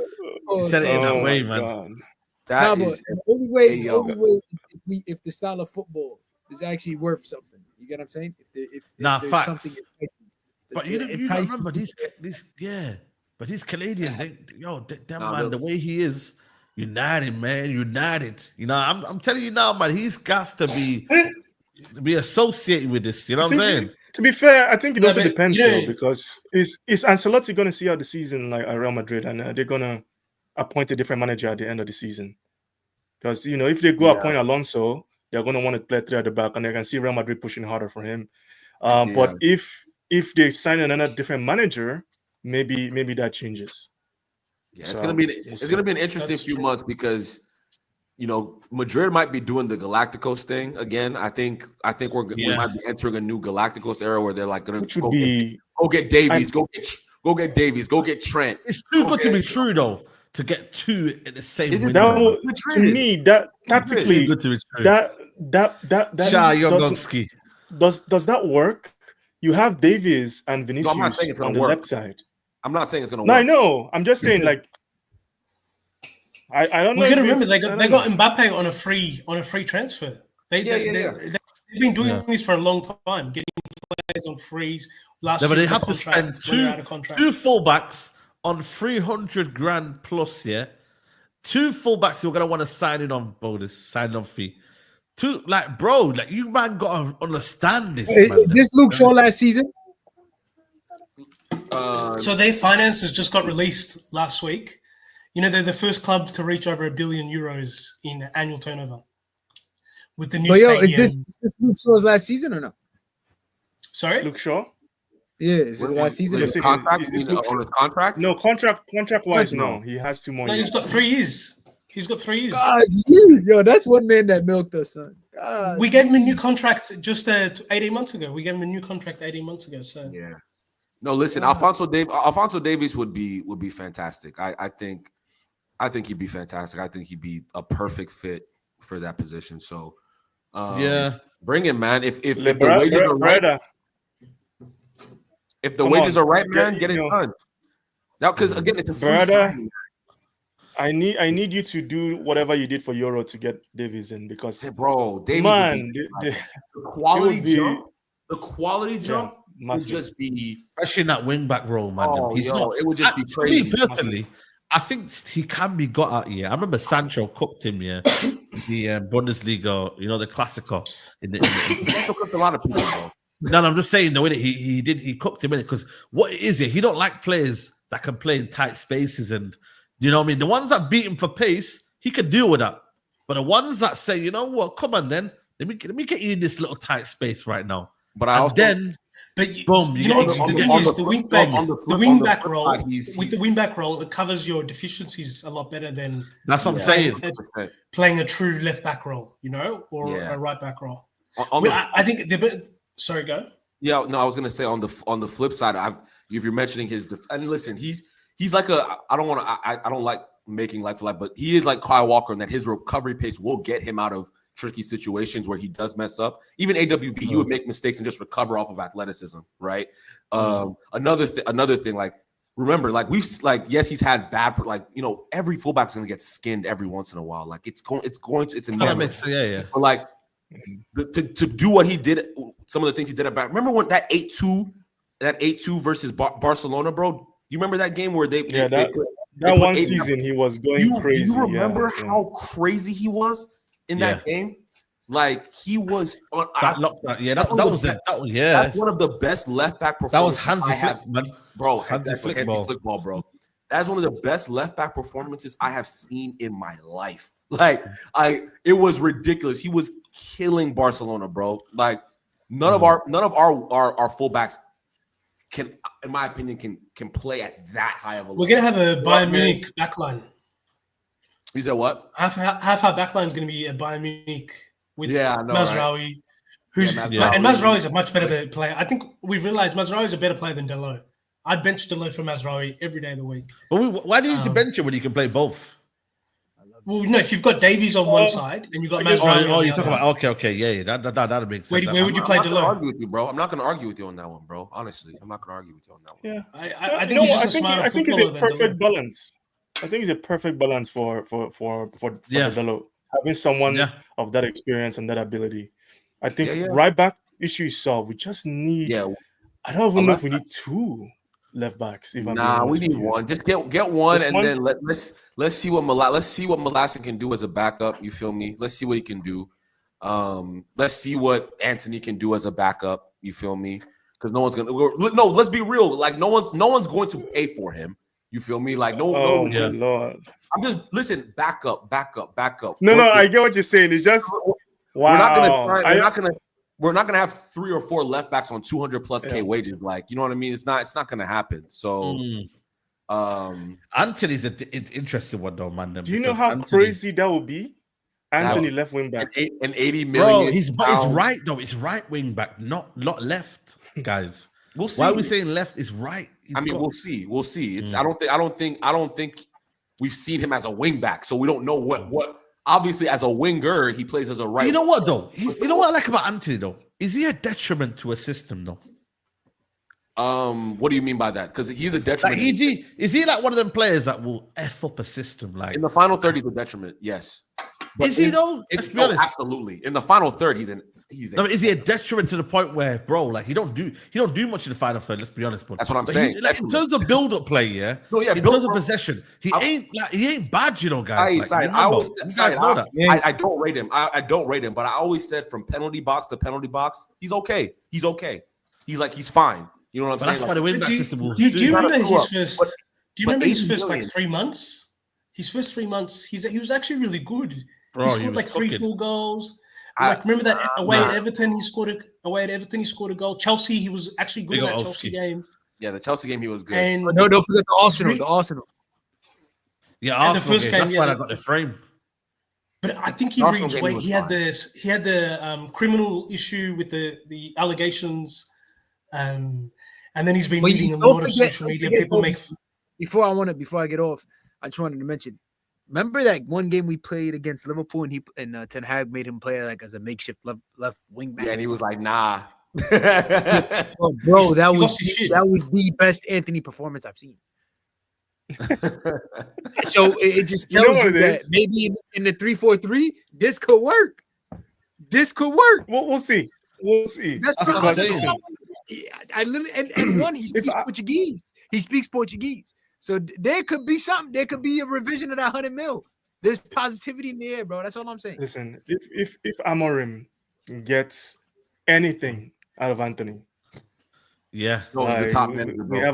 We have a world-class manager. Like just call it quits at that point, because to get something out of Antony at this point would be crazy. Not that he's talented footballer, but like everybody thought he was finished. Not even hate though. He's like, it's not even hate. It's just like, bro, he's we're talking about an 85 million pound player. Like he's like we're talking about moving him to wing back, bro. Like I think he can do a job there. Like I think he will be a backup wing back. I think that's what he'll eventually end up being. I don't think he'll ever be like a week in, week out starter for us. I'm gonna be real, because I think I could be wrong. Listen, I could be wrong. You feel me? But as a winger, yeah, he was not. But tell me, this is where I come in and I'm handing dudes new slates like that.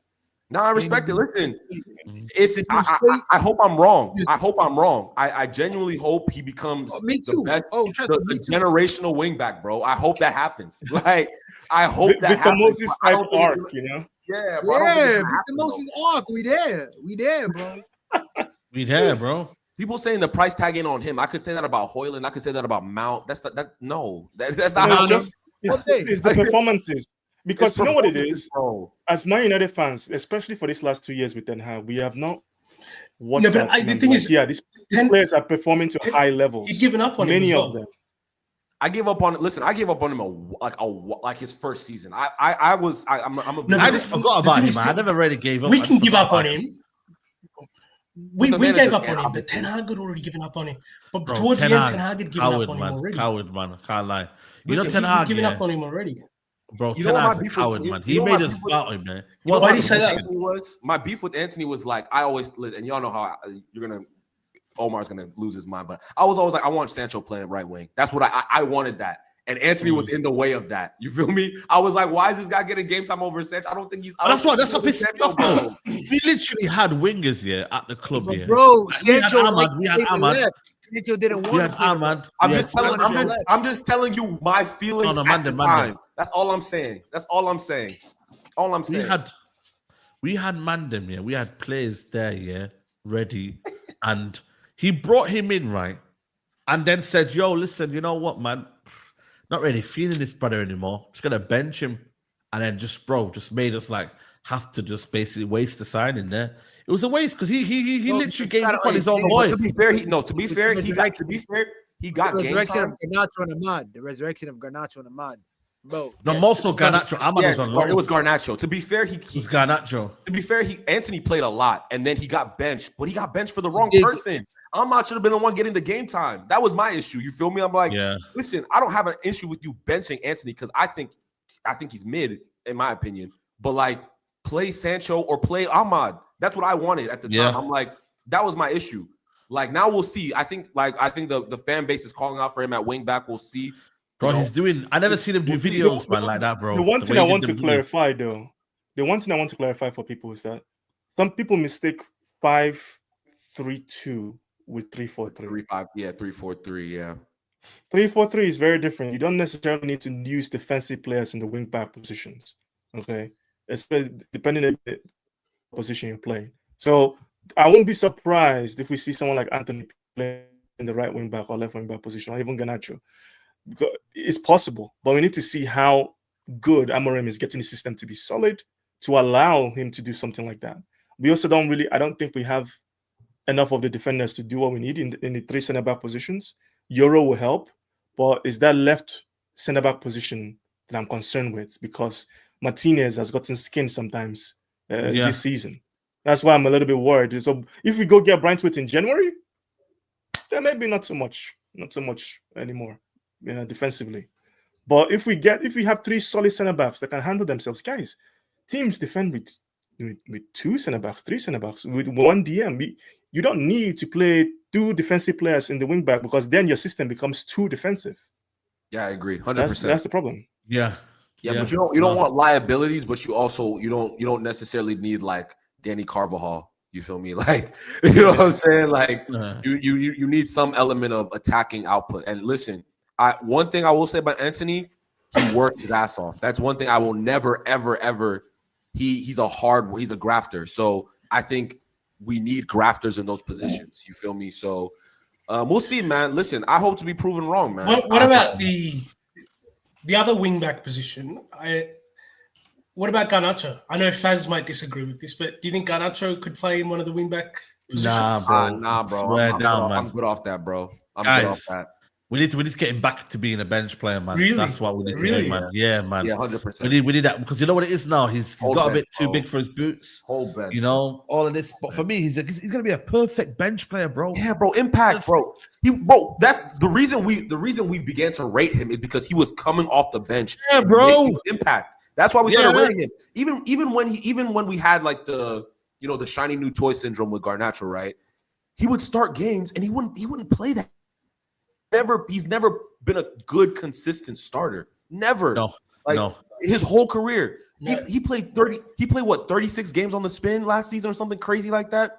He played mad amount of games. I think he played more than that. You know what's funny? Average. You know what's funny? He started talking about him going to Madrid at one point last. Yeah, bro. I thought that was the wildest thing. I saw some Man United fans say like, "Oh, we need to be worried about Madrid." I said, "This is how I know we have lost the plot." There's not one player on Madrid's bench he would displace. There's not one. Raheem Diaz is cooking. Diaz right now, broski. He can't even get into the team. Arda Güler can't get into the team, bro. Arda Güler. Are you mad about Garnacho? Oh, do me a favor, bro. And the idea. and last week him not celebrating that goal, that was weak. I thought that was a. Yeah. I didn't respect that at all. Him not celebrating the goal. Rokeem told him off. Rokeem told him off. Said, "Yo, this is your job, bro." On the overlap. You know what I mean? Yeah. He was on him. He was saying, "Yo, listen, this is your job, my guy." Yeah. It's what happens when you have weak management, guys. It's weak management. I agree. Yeah. That kind of attitude is. Ten Hag didn't know how to manage him as a player. Last season he thought it was by giving him constant game time to appease him. That was the way to get the best out of him, which wasn't really the way to do it. I don't know how he managed. Look at the way he managed Ahmad. You can't accuse Ten Hag of managing Ahmad poorly and not look at someone like Garnacho and not think the same thing. He managed Ahmad poorly. He's managed Casemiro poorly. He's managed Varane poorly. He's managed so many players poorly. The thing is, Brian. Ten Hag gave everything to Garnacho. He gave him starts when he didn't deserve it, and Garnacho was still disrespecting him, liking Mark Goldbridge's tweets saying Ten Hag's lost his. He's been, and then he liked Rafael Varane's or something like that. Fabio's. He liked other tweets and other Instagram posts that were dissing Ten Hag, and Ten Hag gave him everything. No other manager would have started him that many times. So it'll be interesting how he functions. Because I think he's got high work rate. Like he doesn't have the technical ability, but his work rate, I do think he's got high work rate. And maybe that wingback role. I do not. That's why I suggested it. He's a useful player. You don't think he works hard? Because listen, no, absolutely not. To tracking back, no chance. That man does not work hard. Like not even in the slightest. Ahmad works harder than. But tell me when he came into the team at first, he was doing that. Yeah. The problem you have with him now is that Ten Hag didn't manage him correctly, right? And he didn't respect Ten Hag. So the new manager, Amorim coming him now, needs to sort him out. If he means that by benching him, speaking to him, because the way I know a player doesn't respect the manager is when you have simple situations where you should pass the ball and you don't pass the ball. Almost every time he took a shot, he took more shots than our strikers. He took more shots than anyone else on the pitch. So for him, it was all about him, and the manager let it happen. So at the end of the day, if you have a manager that does that, he does the same thing to Rashford. I don't understand this guy. He benches some players, doesn't want to use them at all. Then some players just gives them unlimited amount of game time. Facts. That right there has to stop. You know what I mean? It has to stop, bro. You know what I mean? I did ask yesterday. I asked yesterday, like, hey, like, how was Amorim with like rotating players? And he was, Sam was like, he really doesn't rotate that often, to be honest. But he made a good point in that, like, listen, they really only have like 13 like proper. Yeah, they don't have exactly. They only have like 13. They only have like 13 proper first team players. So he's like with United, he's expecting that like we'll definitely rotate a lot more with the players at our disposal. So you know what I'm saying? It's gonna be interesting to see. But yeah, man, Garnacho, I think it's bench time for him, man. He's gotta hold the bench. And I'm someone who's defended him personally. Like even Saeed, I know you defended him at a point, but like it's gotten to a point for me where it's his brother stopped tweeting lately. I haven't seen. Yeah, bro. That's what I'm saying, bro. He hasn't been chirping. He hasn't been tweeting, man. He used to obviously he used to dick ride Ten Hag, bro. Pause, but I'm sorry, man. You know why he used to do that? Because he knew Ten Hag was the manager that really rated him the most. Oh, absolutely. He had that protective blanket. You know what I'm saying? But now he's like, shit, man. Do you know what I mean? Like, and that's Amorim's a young guy. Amorim's a young guy. His team, his assistants are young guys. They all see every single thing on social media. Yeah, of course. This is a different regime. Yeah, he's got a young team, you know. These men are 28, 29. And yeah, bro, like only the goalkeeper coach is an old blonde. That's it. But these men are young, you know, man. Them men are, you know what I'm saying? Like, there ain't no kind of, you know how before you're like, oh, but he's young, and they were like, yo, brother, like we're younger, we're coaches, man. Do you know what I mean? So you ain't no such thing as young, man. We're younger, we're coaches right now. We shouldn't be really here right now, but we're here because we're good. Facts. Do you get it? Facts. 100%, bro. 100%. And I think that'll happen, bro. I genuinely think like most of us are very optimistic, you know. If we think this manager is who, or let me say, if we think this manager is who we hope he will be, right? Like we will hope that he will see the players that are technically gifted enough and the players who are playing for the team. Because everything he's talked about in that little 12-minute interview, team, identity. And if we're having, if you're being selfish and disrupting from the team dynamic, hold bench, bro. It's not about stats. Now, mind you, Garnacho is not statistically not a good player. Like, so that it's not about stats. It's not about shots. It's about can we score goals as a team, bro? That's what he wants to do. So, listen, the bar is very low. The bar is so low. Of course it is. Like 58 goals, 57 goals. The bar is so low. He doesn't have to do that much to get us ticking again. Really, he doesn't have to do that much. Honestly. Now, I think for me, it's exciting, man. I think it's exciting times, man.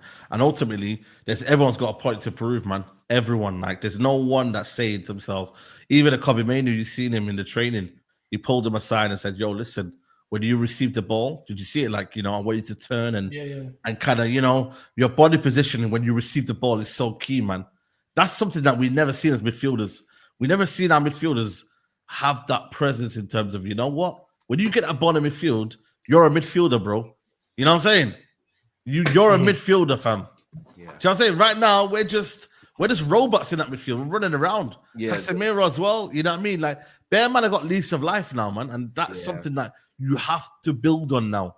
You have to build on that. And that's where I'm like, Bruno Fernandes came back today. Let's see where he plays as well.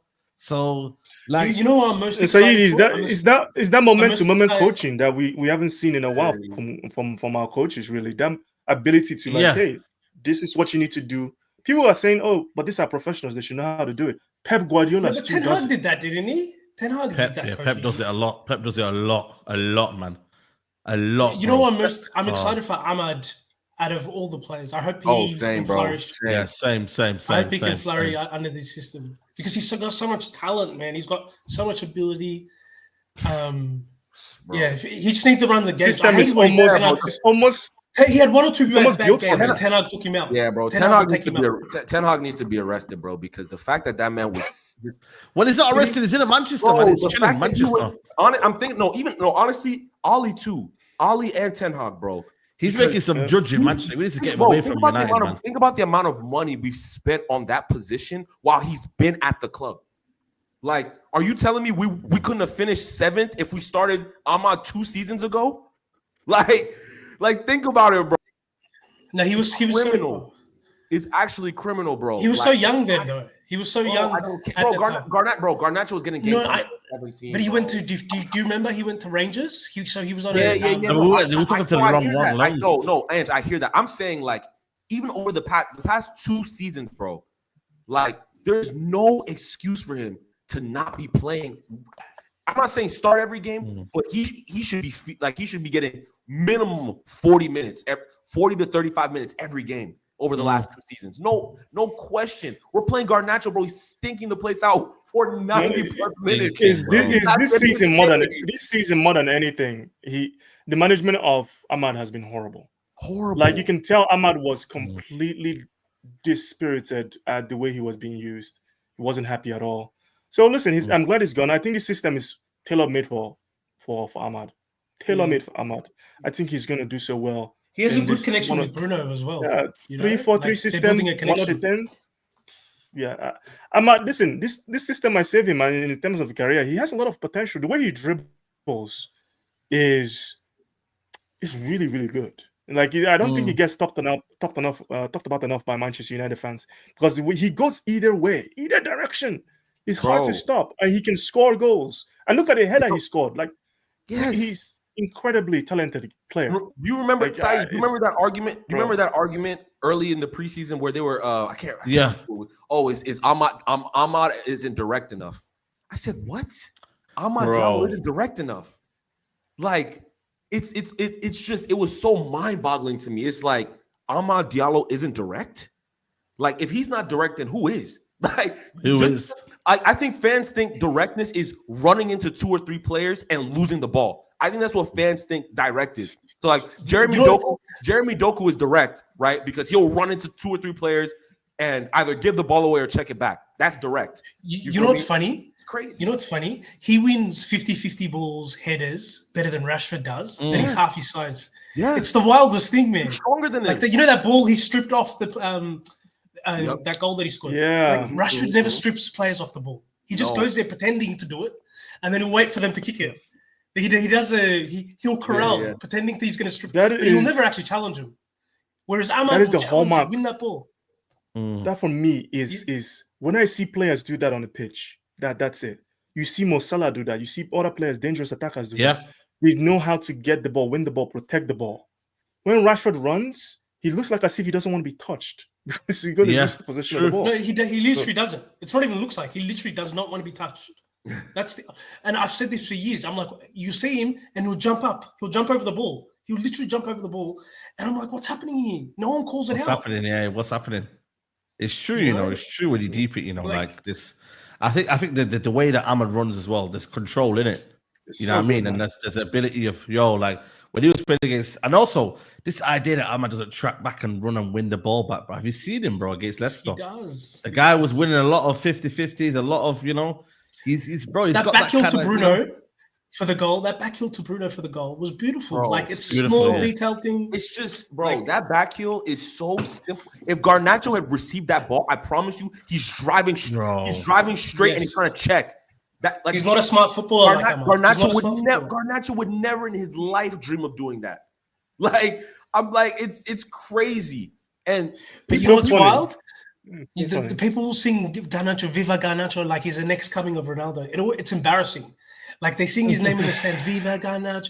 I'm like, Toby Mainoo's a 10 times better player. I'm at 10 times. Sing their names instead. Why are you singing Garnacho's name like he's the next coming of Ronaldo? No, I think ultimately, you know what it is here? It's not even about the songs here. I think it's ultimately about the fact that we just have to temper expectations with Garnacho. You know what I mean? Like, I think that's the main thing. And I think, and I think for me, it's like what this manager now will do is now ability now. Focus on ability, not hype, not brand, not this. A coach here, more than anyone, will focus on ability rather than names. If he's a manager, then he's going to be focusing more on names because it's about the appearance of a manager and how they look and how they manage these players. Whereas a coach is there to say, you know what? How can I really work with this player here when I really know that player there is a better footballer? You see what I'm trying to say? Because he's working in a system, right, that he needs to tailor-made to win football games. So he has to look at that and think, you know what?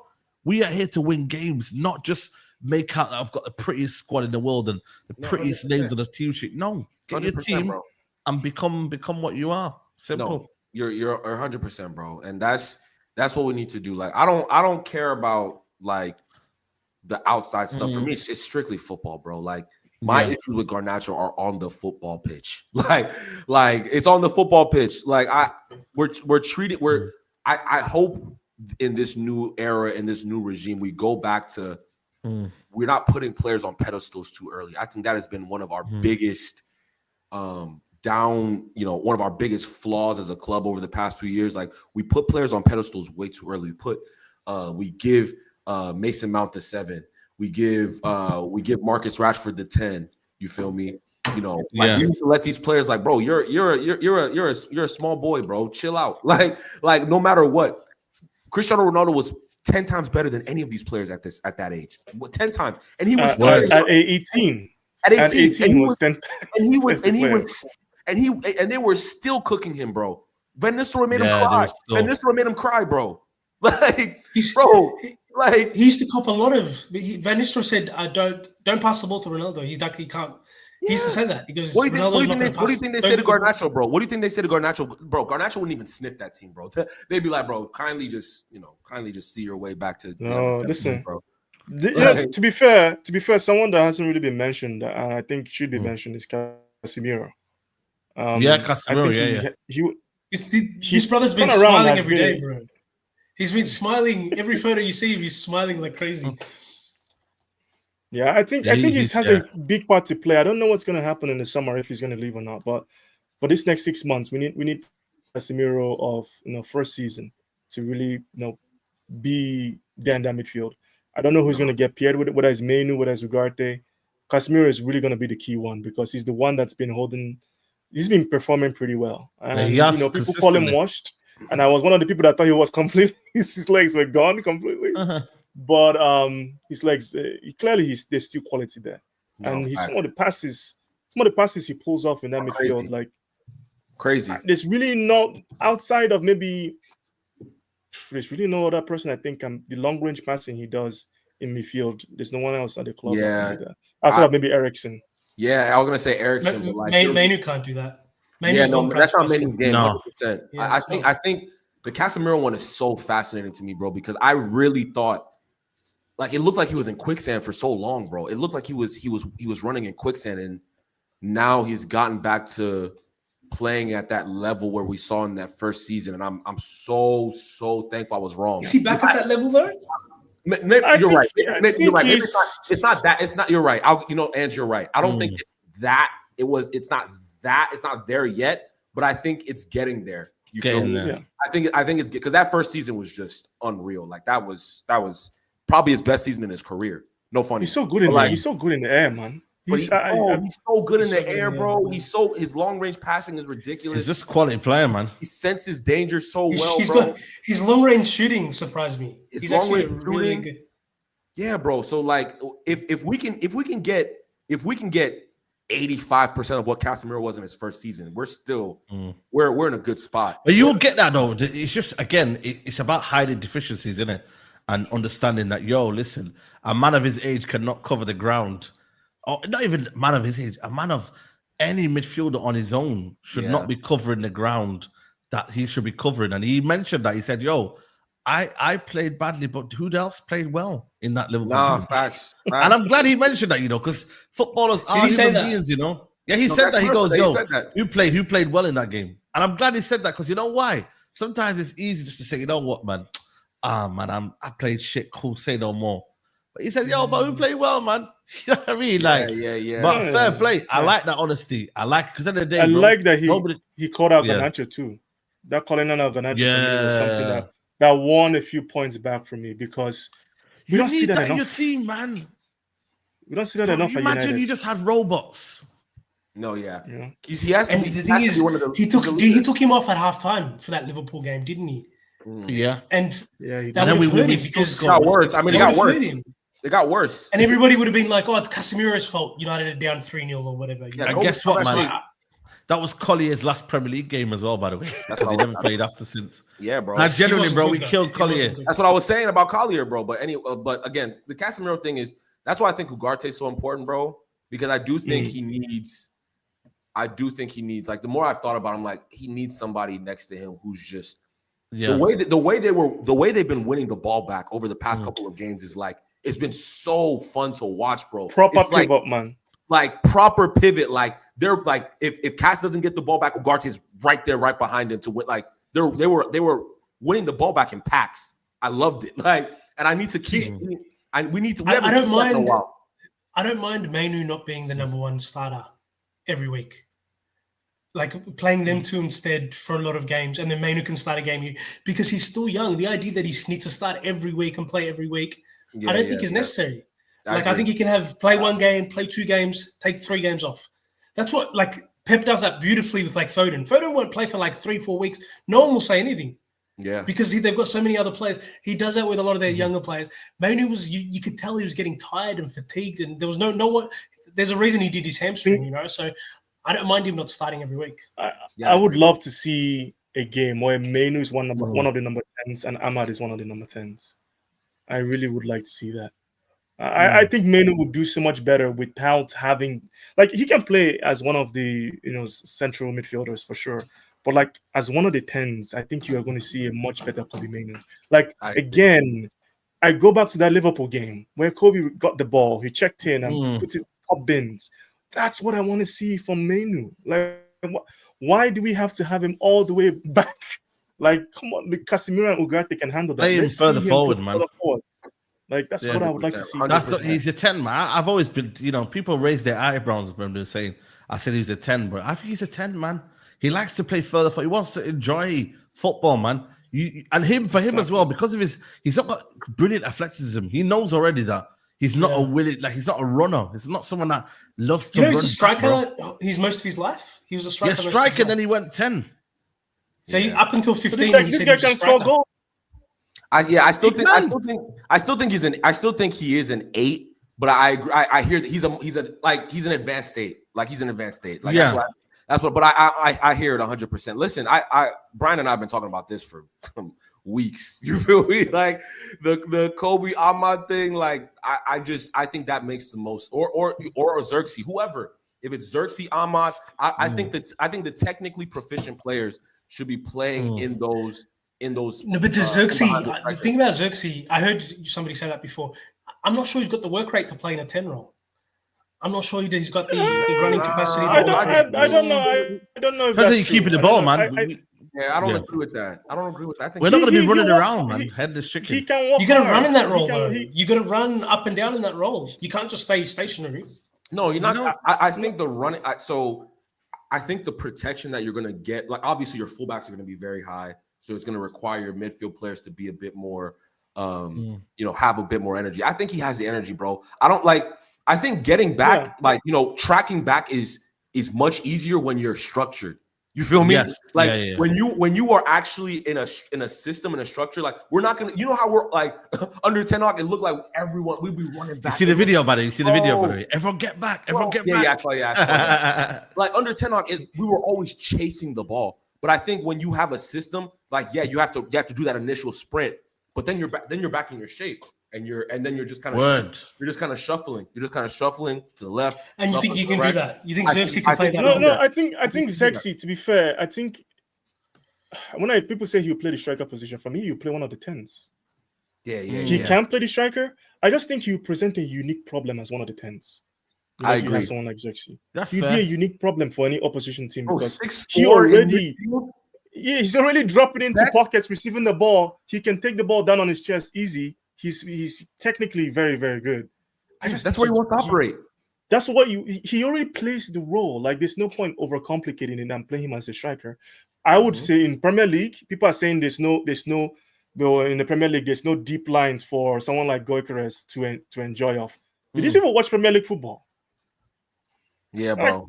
There's enough highlights. Almost everyone plays a highline now. There's plenty of highlights. Who's packing the bus? We're playing a highline, bro. Like word. Bro. Like listen, listen, man. It's still time. Listen, man. People just, you know what it is with me. Yeah, it's like, bro. Like we literally seen Hojlund struggle last year, and then all of a sudden now people are saying, well, he could be the next Gyökeres, and I like, they're not similar. They're not similar. But I've said it. Gyökeres are similar. They're saying that Gyökeres and Hojlund are similar. They're not similar, bro. That's like insane, man. But they keep.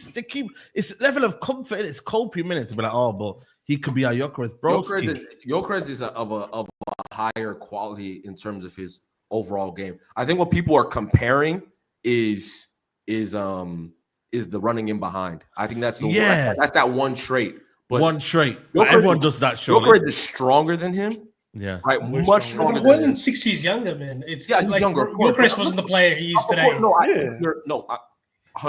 I'm just. But he also wasn't that as well, though. He wasn't doing that. Hojlund is 6'4". What is he? Close to 200. Like he's not a small kid. Like Gyökeres is just physically stronger than him. Right. Look at the goal he scored against Man City, where that goal is still stuck in my head. It's a sick goal, where he holds off. Yeah. He holds off the young kid. I was an 18-year-old City kid. But then he dinks it over the keeper. Like he has strength. Was it you, Brian, who was comparing him to Vardy? Was that you? He's like a very strong Jamie Vardy. Yeah, he's like a very strong Jamie Vardy. And that's very scary. Imagine a Jamie Vardy that is strong as shit. Like you're not catching him.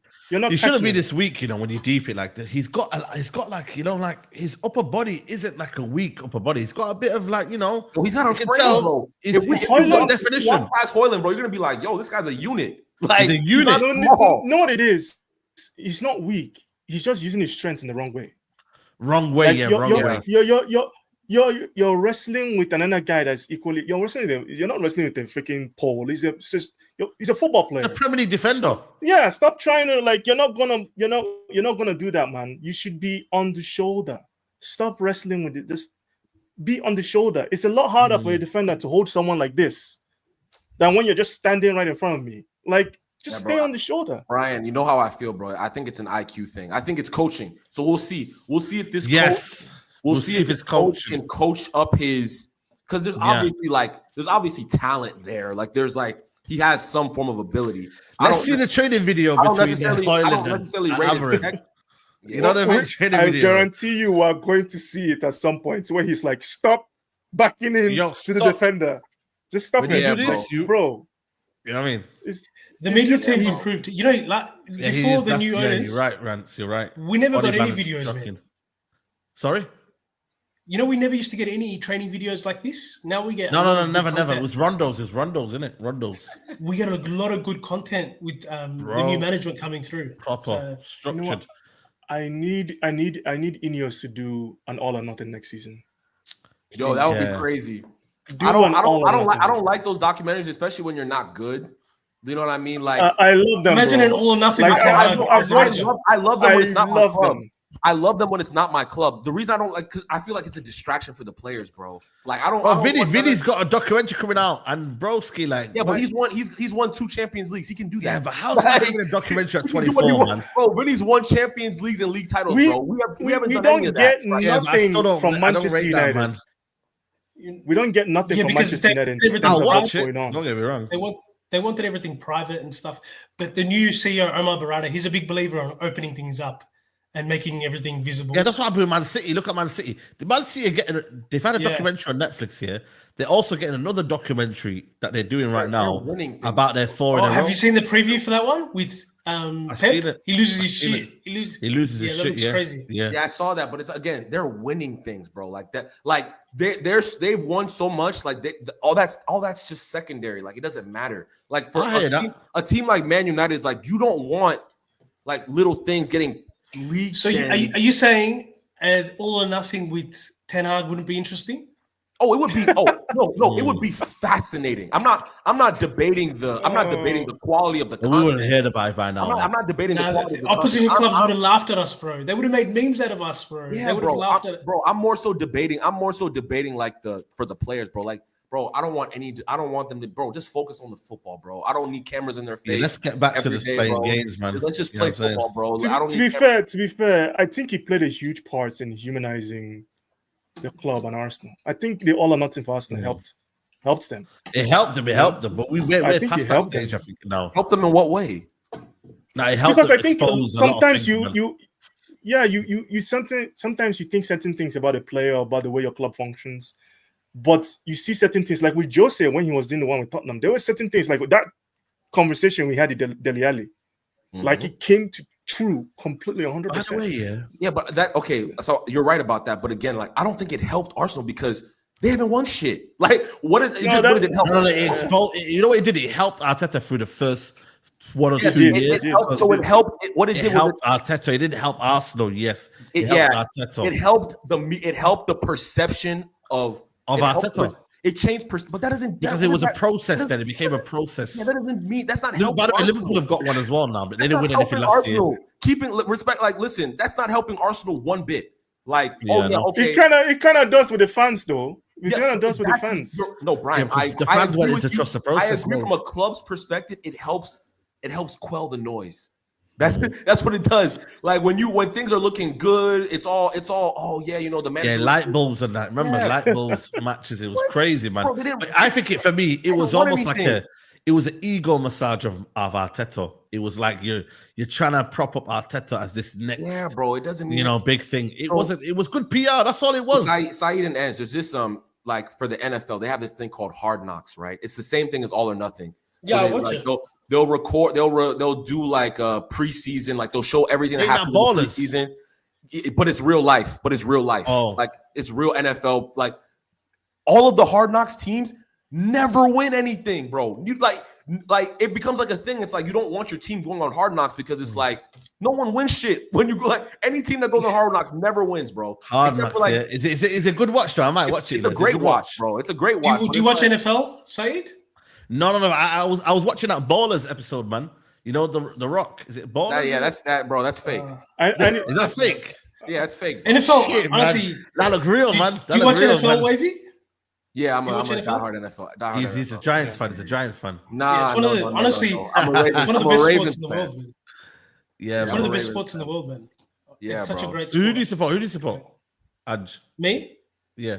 No, I don't have. I like players. So I like Lamar, and then I'll like Yeah. CJ Stroud. Like Ballers I is like. wavy. I can't lie. Bro, I'm sure Ballers is a great show. I'm sure Bro, Ballers is a great show. I but was hooked on it's that not show, real. man. It's not real. Like it's not Yeah, a of course. real show.